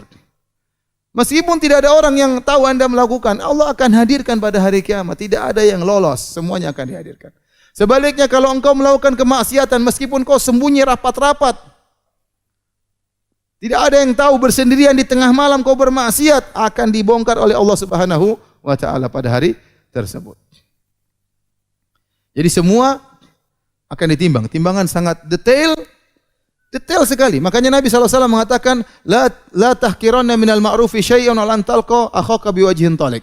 Jangan kau remehkan kebaikan sedikit apapun meskipun hanya tersenyum ketika bertemu dengan saudara. Ente senyum itu ada catatannya, ditimbang nanti. Senyuman datang ditimbang. Jangan khawatir. Ya. Fattaqun nar walau bisyakkit tamrah. Takutlah kepada neraka, jagalah dirimu dari neraka jahanam meskipun hanya menyumbang setengah korma. Kalau enggak punya apa kecuali setengah korma, sumbang. Akan ada catatannya, akan ada timbangannya. Ditimbang ini sangat detail. Sangat detail. Nah, apa yang ditimbang? Apa yang ditimbang? Datang dalam beberapa riwayat ada 3 model. Ada yang ditimbang adalah amal solehnya. Ada yang dalam riwayat catatan amalnya. Ada dalam riwayat pelakunya, orangnya. Dua-duanya, tiga-tiganya datang dalam hadis atau dalam dalil. Yang pertama, amal soleh ditimbang banyak dalilnya. Contoh kata Nabi sallallahu alaihi wasallam, "Ma min syai'in athqalu fi mizanil mu'min yaumal qiyamah min husnil khuluq." Tidak ada yang lebih berat timbangannya pada hari kiamat seperti akhlak yang mulia. Berarti amal yang ditimbang. Akhlak mulia, tidak hasad, tidak dengki, tawadhu, tidak sombong, tidak menghina orang lain, murah senyum, mudah menolong orang lain. Ini semua namanya akhlak yang mulia. Itu paling berat kalau ditimbang pada timbangan pada hari kiamat kelak. Berarti amal solehnya. Contoh, Nabi SAW mengatakan, Alhamdulillah tamla'ul mizan. Subhanallah, Alhamdulillah tamla'ul mizan. Kalimat subhanallah, Alhamdulillah memenuhi timbangan. Berarti zikirnya yang ditimbang, amalnya juga. Nabi SAW bersabda, kalimatani khafifatani alal lisani, habibatani ilar rahmani, thaqilatani fil mizan. 2 kalimat yang ringan diucapkan oleh lisan, dicintai oleh Allah namun berat di timbangan. Subhanallah bihamdihi, subhanallahil azim. Yang ditimbang berarti apa? Amal. Ya. Ini dalil tentang ditimbang adalah amal. Dalam sebagian riwayat yang ditimbang adalah catatan amal. Ya, ditimbang adalah catatan amal seperti hadis yang masyhur tentang sahibul bitaqah. Kata Nabi sallallahu alaihi wasallam, yusahu bi rajulin min ummati fayunsharu lahu tis'un wa tis'una sijillan kullu sijillin maddul basar. Pada hari kiamat kelak dipanggillah salah seorang dari umatku di hadapan khalayak. Allah ingin muliakan dia. Maka dibukakan bagi dia 99 catatan gulungan catatan amal. Setiap gulungan catatan sejauh mata memandang isinya maksiat. Kemudian Allah bertanya kepada dia, apakah ada yang kau ingkari dari ini semua? Kata dia, tidak ada ya Rabb. Hal zalamaka katabatil hafizun? Apakah malaikat-malaikatku zalim kepada engkau? Mungkin ada salah catat. Mungkin malaikat salah catat. Harusnya melirik ditulis melotot. Enggak, malaikat detail tulisnya. Ada yang salah catat? Enggak ya Allah. Ada yang salah? Enggak. Dia ketakutan dia. Maka kata Allah, innaka lan tudzlamal yaum. Hari ini kau tidak akan dizalimi. Maka dikeluarkan bagi dia bitaqah, tertulis la ilaha illallah Rasulullah. Satu bitaqah. Maka dia berkata, ya Allah, ya Rabbi, aina hadhil bitaqat? Aina hadhil bitaqah min hadhihi sijillat? Ya Rabbku, apa pengaruhnya kartu ini dengan catatan amal maksiat yang begitu banyak? Kata Allah, innaka lan tudzlamal yaum. Kau tidak akan dizalimi. Begitu ditimbang, ternyata lebih berat apa? La ilaha illallah. Ini dalil bahwasanya yang ditimbang catatannya. Yang ditimbang apa? Catatannya. Dalam sebagian riwayat juga yang ditimbang pelakunya. Seperti dalam hadis Ibnu Mas'ud, tatkala Ibnu Mas'ud sedang bersama para sahabat, tiba-tiba ada angin berhembus sehingga tersingkaplah kedua betisnya yang kurus, maka para sahabat, sebagian sahabat tertawa. Nabi SAW bertanya, mimma tathakun? Apa yang buat kalian tertawa? Kata para sahabat, min diqati saqaihi ya Rasulullah, karena kurusnya betisnya Ibnu Mas'ud. Kata Rasulullah SAW, lahuma fil mizan athqalu min jabal Uhud. Sungguh 2 betis Ibnu Mas'ud kalau ditimbang pada hari kiamat kelak lebih berat daripada gunung Uhud. Jadi kalau orang kurus tapi imannya kuat jadi berat. Kalau gemuk, imannya kuat juga berat. Sebaliknya orang-orang kafir yang badannya besar-besar tidak ada nilainya di timbangan pada hari kiamat kelak. Dari sini ternyata ada 3 yang ditimbang. Kata para ulama, terserah Allah. Terkadang yang ditimbang amal solehnya, terkadang catatan amal, terkadang pelakunya. Tapi ini semua kembali kepada amal soleh. Berat ringannya kembali kepada apa? Amal soleh. Tapi terserah Allah mau timbang. Nah, sebagian orang-orang ahlul bidah mengingkari adanya timbangan. Kata mereka, gimana amal soleh? Amal soleh kan abstrak. Bagaimana mau ditimbang? Kita bilang urusan Allah Subhanahu wa taala. Allah menjadikan sesuatu yang abstrak menjadi sesuatu yang konkret, terserah Allah Subhanahu wa taala. Dalam banyak hadis disebutkan amal soleh akan datang dalam bentuk seorang manusia. Disebutkan juga Al-Baqarah dan Al-Imran akan datang seperti awan atau sekumpulan burung yang menaungi. Allah datangkan, terserah. Ya, bagaimana cara orang menimbang itu mudah bagi Allah Subhanahu wa taala. Yang penting Allah mengatakan Allah apa? Akan menimbang amal soleh tersebut. Nah, setelah ditimbang, maka ada 3 kemungkinan. Setelah ditimbang,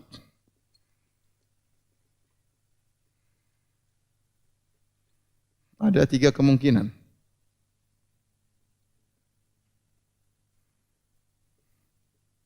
Yang pertama,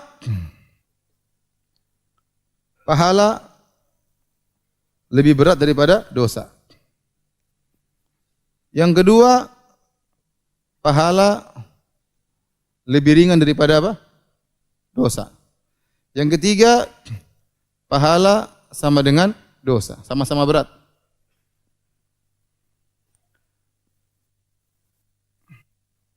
Adapun kalau pahala lebih berat daripada dosa, fa amma man thaqulat mawazinuh fa huwa fi 'ishatir radhiyah. Barang siapa yang pahala yang lebih besar daripada dosa, maka dia akan masuk apa? Surga. Wa amma man khaffat mawazinuh, adapun yang pahalanya lebih ringan daripada dosa, fa ummuhu hawiyah. Tempat nerakanya tempat kembalinya ke mana? Hawiyah. Wa ma adraka ma hiya narun hamiyah. Narun hamiyah. Neraka jahanam yang dipanaskan. Neraka. Timbang. Setelah dihisab, diklasifikasi, timbang, ternyata lebih ringan pahala daripada dosa. Maka masuk apa? Neraka jahanam. Orang kalau pahalanya lebih ringan dosa, ini orang keterlaluan. Orang kebangetan. Parah. Kenapa? Karena metode Allah dalam menghitung pahala dan dosa, Allah lebih membanyakkan pahala. Bayangkan, dosa kalau kita lakukan maksiat 1 cuma dihitung 1. Kalau pahala bisa berlipat ganda 10, bisa 100, bisa 700, bisa lebih daripada itu. Jadi kalau ternyata setelah ditimbang dosanya lebih berat, berarti orang ini sangat parah. Sangat parah. Baik. Bagaimana kalau pahala sama dengan dosa? Kalau pahala sama dengan dosa, ini yang disebut dengan Ashabul A'raf. Al-A'raf adalah suatu tempat yang agak tinggi yang terletak antara surga dan neraka yang Allah sebutkan dalam surat Al-A'raf. Wa bainahuma hijab wa 'alal a'rafi rijalun ya'rifuna kullan bisimahum wa nadaw ashabal jannati an salamun alaikum lam yadkhuluha wa hum yatma'un. Mereka berada di antara surga dan neraka. Kemudian mereka melihat penghuni surga, ditahan mereka, nasibnya tidak tahu. Kenapa? Karena pahala sama dengan dosa. Kebajikan sama dengan kemaksiatan. Mereka melihat penghuni surga. Ya. Salamun alaikum, kata mereka, keselamatan kepada kalian wahai penghuni surga. Lam yadkhuluha wa hum yatma'un. Mereka tidak masuk surga padahal mereka ingin masuk surga. Wa idza surifat absarhum tilqa ashabin nari. Tiba-tiba mereka dipalingkan melihat kepada penghuni neraka jahanam. Mereka berkata, Rabbana la taj'alna ma'al qaumi dzalimin. Ya Rabb kami, jangan masukkan kami bersama orang-orang neraka.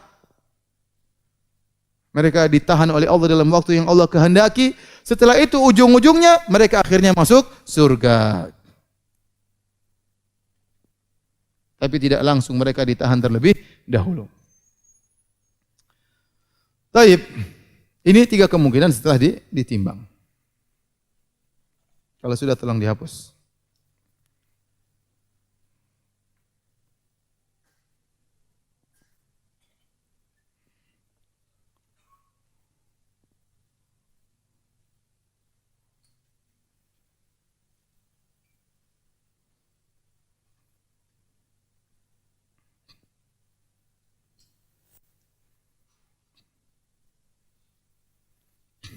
Setelah mizan, kata para ulama ada namanya penggelompokan. Nomor berapa tadi? 6. Allah berfirman, "Wamtazul yauma ayyuhal mujrimun." Berpisahlah kalian wahai orang-orang mujrim dari orang-orang beriman. Kemudian kata Allah juga, Ya, uhsyurul ladzina zalamu wa azwajahum. Kumpulkanlah orang-orang zalim bersama yang semisal dengan mereka. Jadi Nasrani dengan Nasrani. Dikumpulkan dengan Nasrani.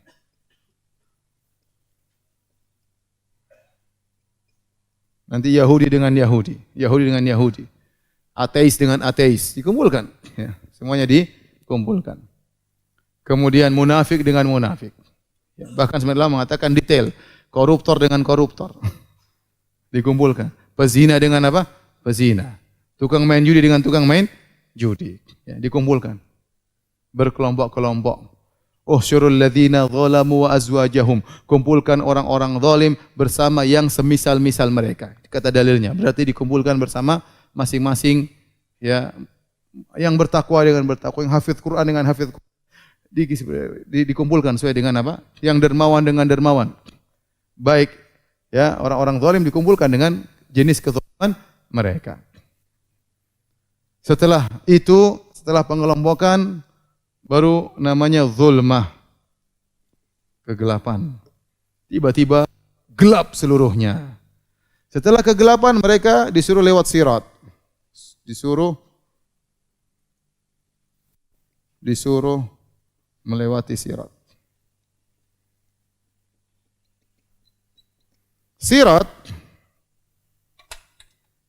Sirat kira-kira begini, apa sekedar ilustrasi. Jadi misalnya ini neraka jahanam. Neraka.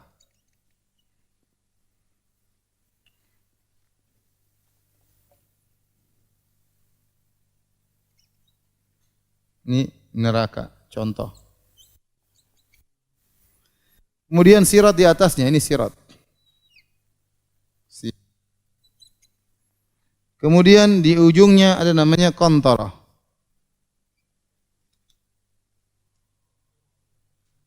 Kemudian setelah itu surga di sini.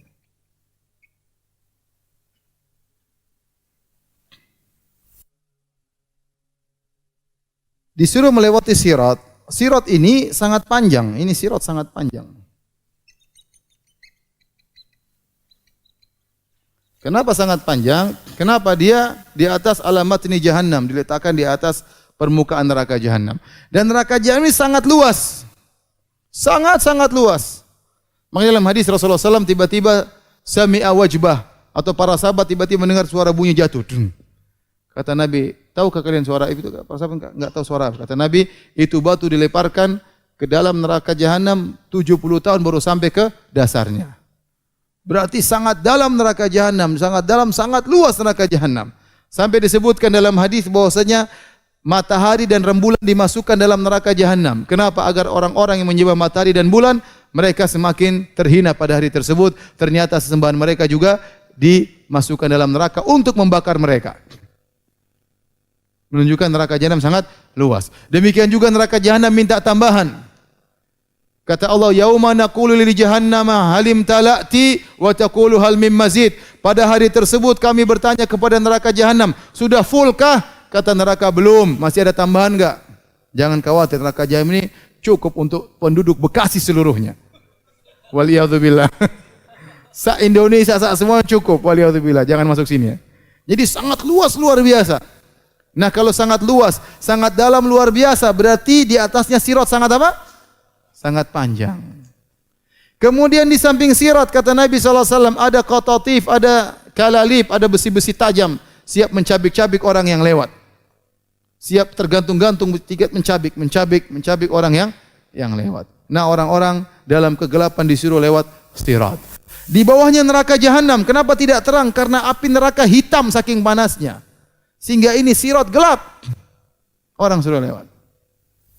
Kata para ulama, orang yang kafir jelas seperti Nasara, Yahudi, Buddha, Hindu, ateis langsung masuk neraka, enggak usah lewat sirat. Ada jalur khusus. Langsung masuk apa neraka? Sirat cuma dua, orang yang KTP-nya Islam. Orang munafik atau orang Islam. Yang KTP-nya Islam seluruh lewat sirat. Makanya Allah mengatakan dalam Al-Quran tentang munafik. Ya. Ya, dalam di surat Al-Hadid.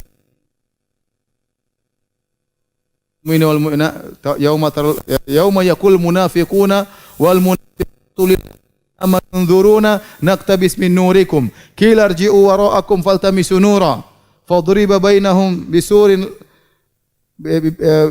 lahu bab batinuhu fihi rahmah wa zahiruhu min qibalihil adab.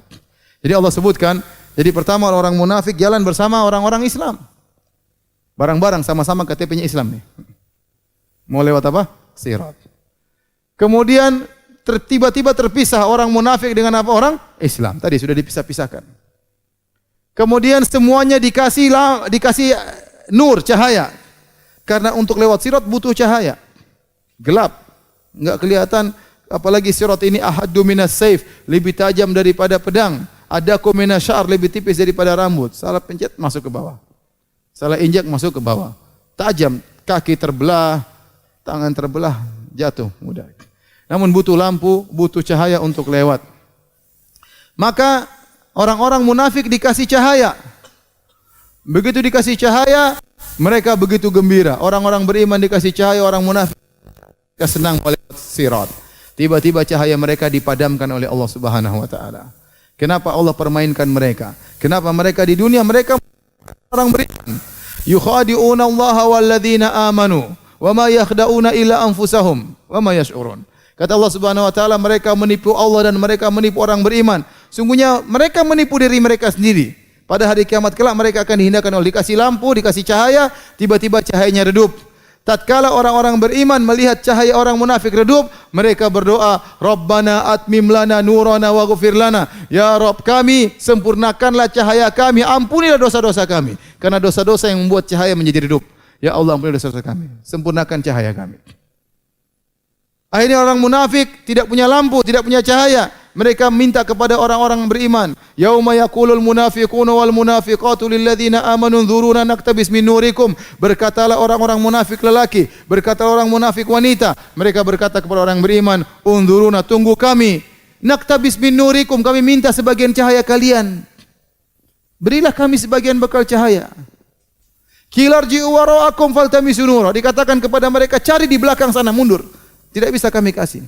Tiba-tiba Allah kasih suatu pembatas antara mereka dengan orang-orang munafik. Mereka tidak bisa minta ambil cahaya dari orang beriman. Nah, akhirnya mereka melewati sirat tanpa cahaya, mereka masuk dalam neraka jahanam.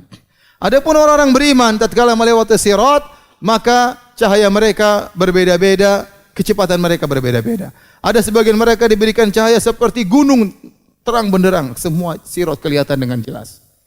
Ada di antara mereka hanya diberi cahaya seperti sebuah pohon di sebelah kanannya, tapi masih bisa kelihatan. Ada di antara mereka yang cuma diberi cahaya di jempol kakinya. Terkadang nyala, terkadang redup. Kalau nyala dia jalan, kalau redup dia berhenti. Nabi sebutkan. Sehingga di antara mereka ada yang berjalan dengan begitu cepat, di antara mereka ada yang kalbarq, seperti kilat, tahu-tahu sampai surga. Masya Allah. Langsung disambut bidadari. Sebagian mereka ada yang melewati sirat seperti ar-rihal mursalah, seperti angin yang bertiup kencang, lumayan cepat. Di antara mereka ada yang ka'ajawidil khail, seperti kuda-kuda pilihan yang berlari dengan cepat. Di antara mereka ada yang seperti onta-onta, lebih lambat tapi bisa lewat. Di antara mereka ada yang merangkak sampai tangannya terseok-seok dan seterusnya. Akhirnya dia selamat. Kemudian kata Nabi SAW, yang melewati sirat ada 3 model. Ada yang najin, selamat, tidak terluka sama sekali. Ada yang najin tapi terluka-luka, dicabik-cabik oleh besi-besi tersebut, tapi dia selamat. Kata para ulama, mereka adalah orang-orang yang punya dosa, tetapi dosa tersebut tidak berhak untuk masuk neraka. Cukup dicabik-cabik oleh besi-besi tadi. Disiksa di sini saja, tidak harus masuk neraka. Karena ada di antara mereka dicabik-cabik langsung masuk neraka jahanam. Orang mukmin tapi masuk neraka jahanam, diazab dulu karena masih banyak dosanya, terlalu parah sehingga harus dimasukkan ke neraka jahanam. Yang pertama lewat Nabi SAW, Nabi lewat, para anbiya lewat, semua Nabi berdoa, Allahumma sallim sallim, ya Allah selamatkan selamatkan. Namun tidak semuanya selamat. Sudah lewat, yang lolos dikumpulkan di Qantharah. Qantharah ini semacam jembatan. Ada khilaf di kalangan para ulama, ada yang mengatakan kelanjutan sirat, ada yang mengatakan jembatan tersendiri sebelum masuk surga. Diberhentikanlah mereka semuanya di sini, maka dibersihkan Hudzibu wa nuqu, dibersihkan penyakit-penyakit hati mereka. Mungkin ada masalah, mungkin ada ini masih dongkol-dongkolan, dibersihkan. Wa naza'na ma fi sudurihim min ghillin, kami cabut segala penyakit hati mereka, dicabutin. Si dongkol-dongkol ya. Si jengkel-jengkel tadi mungkin di sidang belum selesai, semua dicabut kejengkelan mereka. Setelah itu baru mereka masukkan dalam apa? Surga. Semoga Allah masukkan kita dalam apa? Surga. Sangat mudah bagi Allah. Semoga Allah ampuni dosa-dosa kita dan bekalkan kita di surganya kelak. Demikian para hadirin dan hadirat yang hati Allah Subhanahu wa taala. Ini kira-kira perjalanan setelah kematian ya, sebagai gambaran bagi kita agar kita persiapkan diri kita untuk bisa bertemu dengan hari-hari tersebut. Wallahu taala alam bis-shawab. Yang bertanya saya persilakan.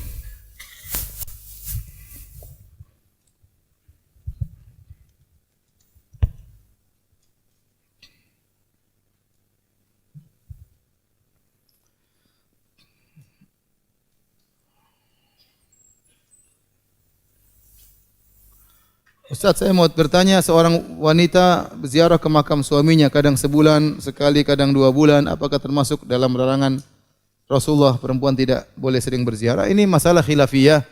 Apakah wanita tidak boleh berziarah secara mutlak ataukah boleh tapi jangan keseringan?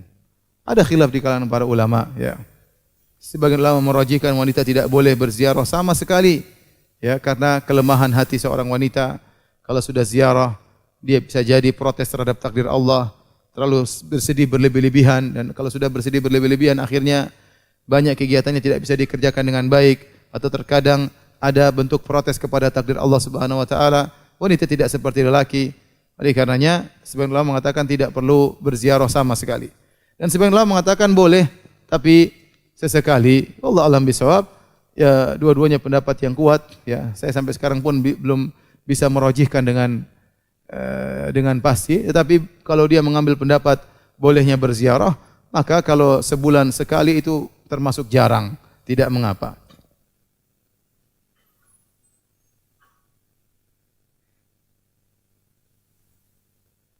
Kita sangat ingin menyelesaikan semua urusan kita dengan orang lain agar terhindar dari kisos di akhirat. Tapi mungkin kita lupa kezaliman apa saja yang telah kita lakukan sama orang. Apakah dengan minta maaf secara umum kepada seorang akan menghapuskan semua kezaliman kita kepada orang tersebut? Atau ada kata-kata yang khusus dari dalil sehingga kita terhindar dari kisos? Itulah, makanya kalau kita melakukan maksiat, kita harus ingat, jangan sampai kita lupa. Ya. Tapi kalau kita ragu sama seorang, kayaknya kita pernah zalimi dia, tapi apa? Kita datang kepada dia. Ya ukhti, saya kayaknya mungkin pernah salah, saya lupa saya salah sama apa. Apakah engkau ingat? Ya. Kalau dia bilang saya tidak ingat, tolong maafkan saya kalau saya punya salah. Tidak apa-apa. Ya, kalau kita memang ada seorang kita ragu kita pernah punya salah mungkin sama dia, kita datang kepada dia secara khusus dan kita minta maaf juga secara khusus.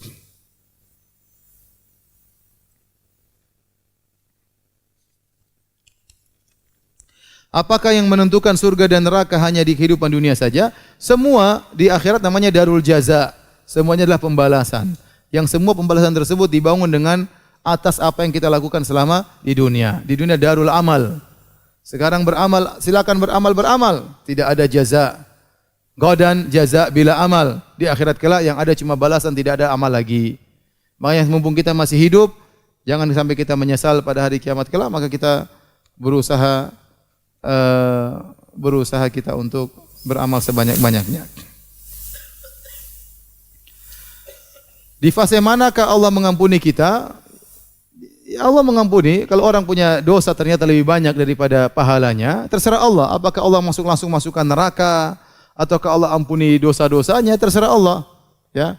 Innallaha la yaghfiru ayyushraka bih wa yaghfiru ma duna dzalika liman yasha. Allah tidak mengampuni dosa syirik, tapi Allah mengampuni dosa selain syirik bagi yang Allah kehendaki. Kalau bisa jadi seorang secara perhitungan dosanya lebih banyak daripada pahala, tapi Allah ampuni, selesai urusan. Itu terserah Allah Subhanahu wa taala. Terus kalau dia pun masuk neraka, nanti dapat syafaat, itu urusan belakangan. Syafaat apakah dari Nabi sallallahu alaihi wasallam ataukah dari orang-orang saleh yang lainnya, ataukah syafaat dari Allah langsung, syafaat dari malaikat, itu urusan belakangan.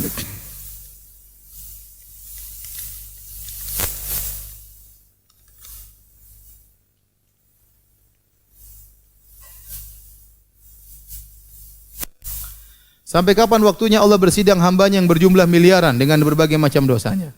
Allah mengatakan wa huwa sari'ul hisab. Allah hisabnya sangat cepat. Terserah Allah Subhanahu wa taala. Sebagaimana Allah beri rezeki miliaran orang dengan mudah, dengan satu waktu, demikian juga Allah hisab. Kita enggak tahu cara Allah menghisab bagaimana. Yang jelas kita semua akan dihisab oleh Allah Subhanahu wa taala.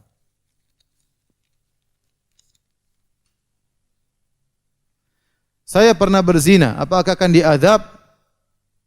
Kalau kita bertobat kepada Allah ya, dengan tobat yang nasuh, tobat yang sungguhnya, kata Nabi SAW, at-taibu minadz-dzamb kaman la dzamba lahu. Orang yang bertobat dari dosa seperti tidak ada dosanya. Oleh karenanya orang yang pernah berzina, dia harus menjauhkan dirinya dari sebab-sebab yang menjerumuskan dalam zina. Jaga pandangannya, jaga hubungannya dengan wanita yang tidak haram baginya. Jangan coba-coba lagi masalah seperti itu. Kalau menunjukkan dia benar-benar bertobat kepada Allah Subhanahu wa taala. Adapun setelah itu dia bertobat, dia masih main api, ini kita khawatir ya. Terjerumus lagi atau terseret-seret ke arah sana, masih kecipratan yang macam zina. Tapi kalau dia benar-benar bertobat kepada Allah, maka Allah akan mengampuni dosanya dan dia tentunya tidak akan diazab.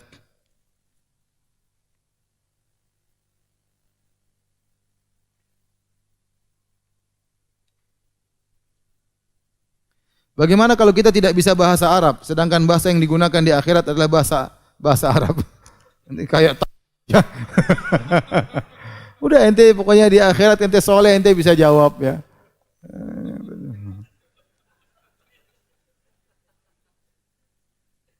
Ustadz, apakah masih mengajar di Masjid Nabawi? Seharusnya tidak lagi ya, karena kemarin saya ketemu dengan DKM Masjid Nabawi, mereka mengatakan sedang mengurus adik-adik kelas supaya bisa jadi regenerasi. Ya, supaya bisa berjalan pengajian terus. Ya mudah-mudahan ada adik-adik kelas yang bisa melanjutkan biar Masjid Nabawi tidak kosong dari pengajian berbahasa Indonesia.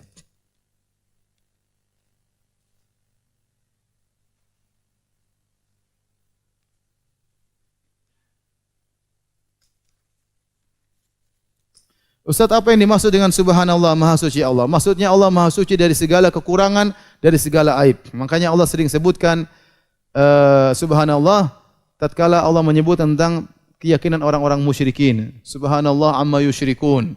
Ya, maksudnya dari kesyirikan mereka. Bagaimana mereka menyembah berhala sementara Allah begitu maha sempurna dan berhala begitu banyak kekurangannya. Allah maha suci dari perkataan orang-orang Nasrani yang mengatakan Allah punya anak. Jadi maha suci Allah maksudnya Allah maha suci dari segala kekurangan dan aib. Adapun orang yang menempelkan aib pada Allah banyak, yang mengatakan Allah capek, mengatakan Allah punya anak, ya, yang menyembah kepada selain Allah, ya, minta rezeki kepada selain Allah.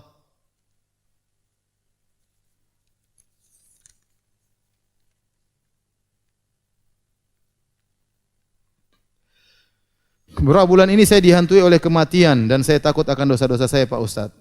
Karena saya dulu di tahun 2012 dan 2013 pernah berzina kepada 4 orang wanita. Alhamdulillah ya. Pertanyaan, apakah dosa saya akan diampuni? Bagaimana salat saya sekarang? Anda kalau sudah pernah berzina, Anda bertobat kepada Allah ya. Segera menikah ya. Jangan lagi, tadi saya katakan, jangan lagi coba-coba bermain api. Jaga pandangan, jangan nonton sembarangan ya. Pokoknya benar-benar tobat. Orang bertobat kelihatan bagaimana tobat benar atau tidak. Kalau dia bertobat dengan sungguhnya, dosa sebesar apapun akan diampuni oleh Allah Subhanahu wa taala ya.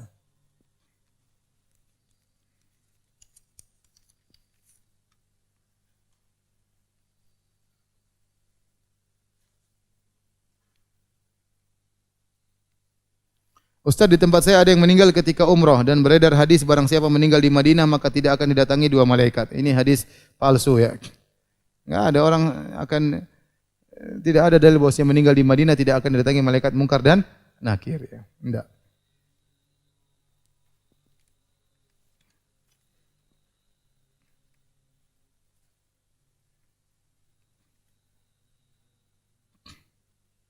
Jika pernah mendolimi mantan, apakah harus mengontak dia kembali?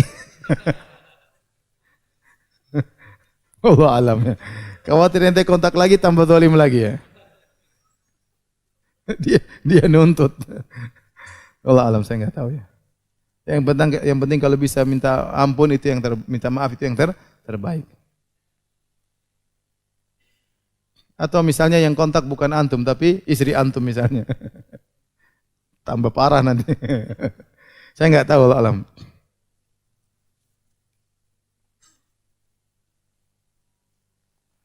Pak Ustadz, ada orang meninggal tapi matanya tidak bisa ditutup. Kira-kira kenapa? Ya Allah alam, ya saya nggak tahu ya. Tidak ada dalil khusus. Kalau tidak tertutup berarti begini, nggak ada. Assalamualaikum warahmatullahi wabarakatuh. Penonton yang dirahmati Allah, bagaimana pendapat Anda dengan tema kajian kali ini? Bermanfaatkah? Berikan pendapat Anda di kolom komentar di bawah. Semoga Allah memberkahi kita semua. Amin.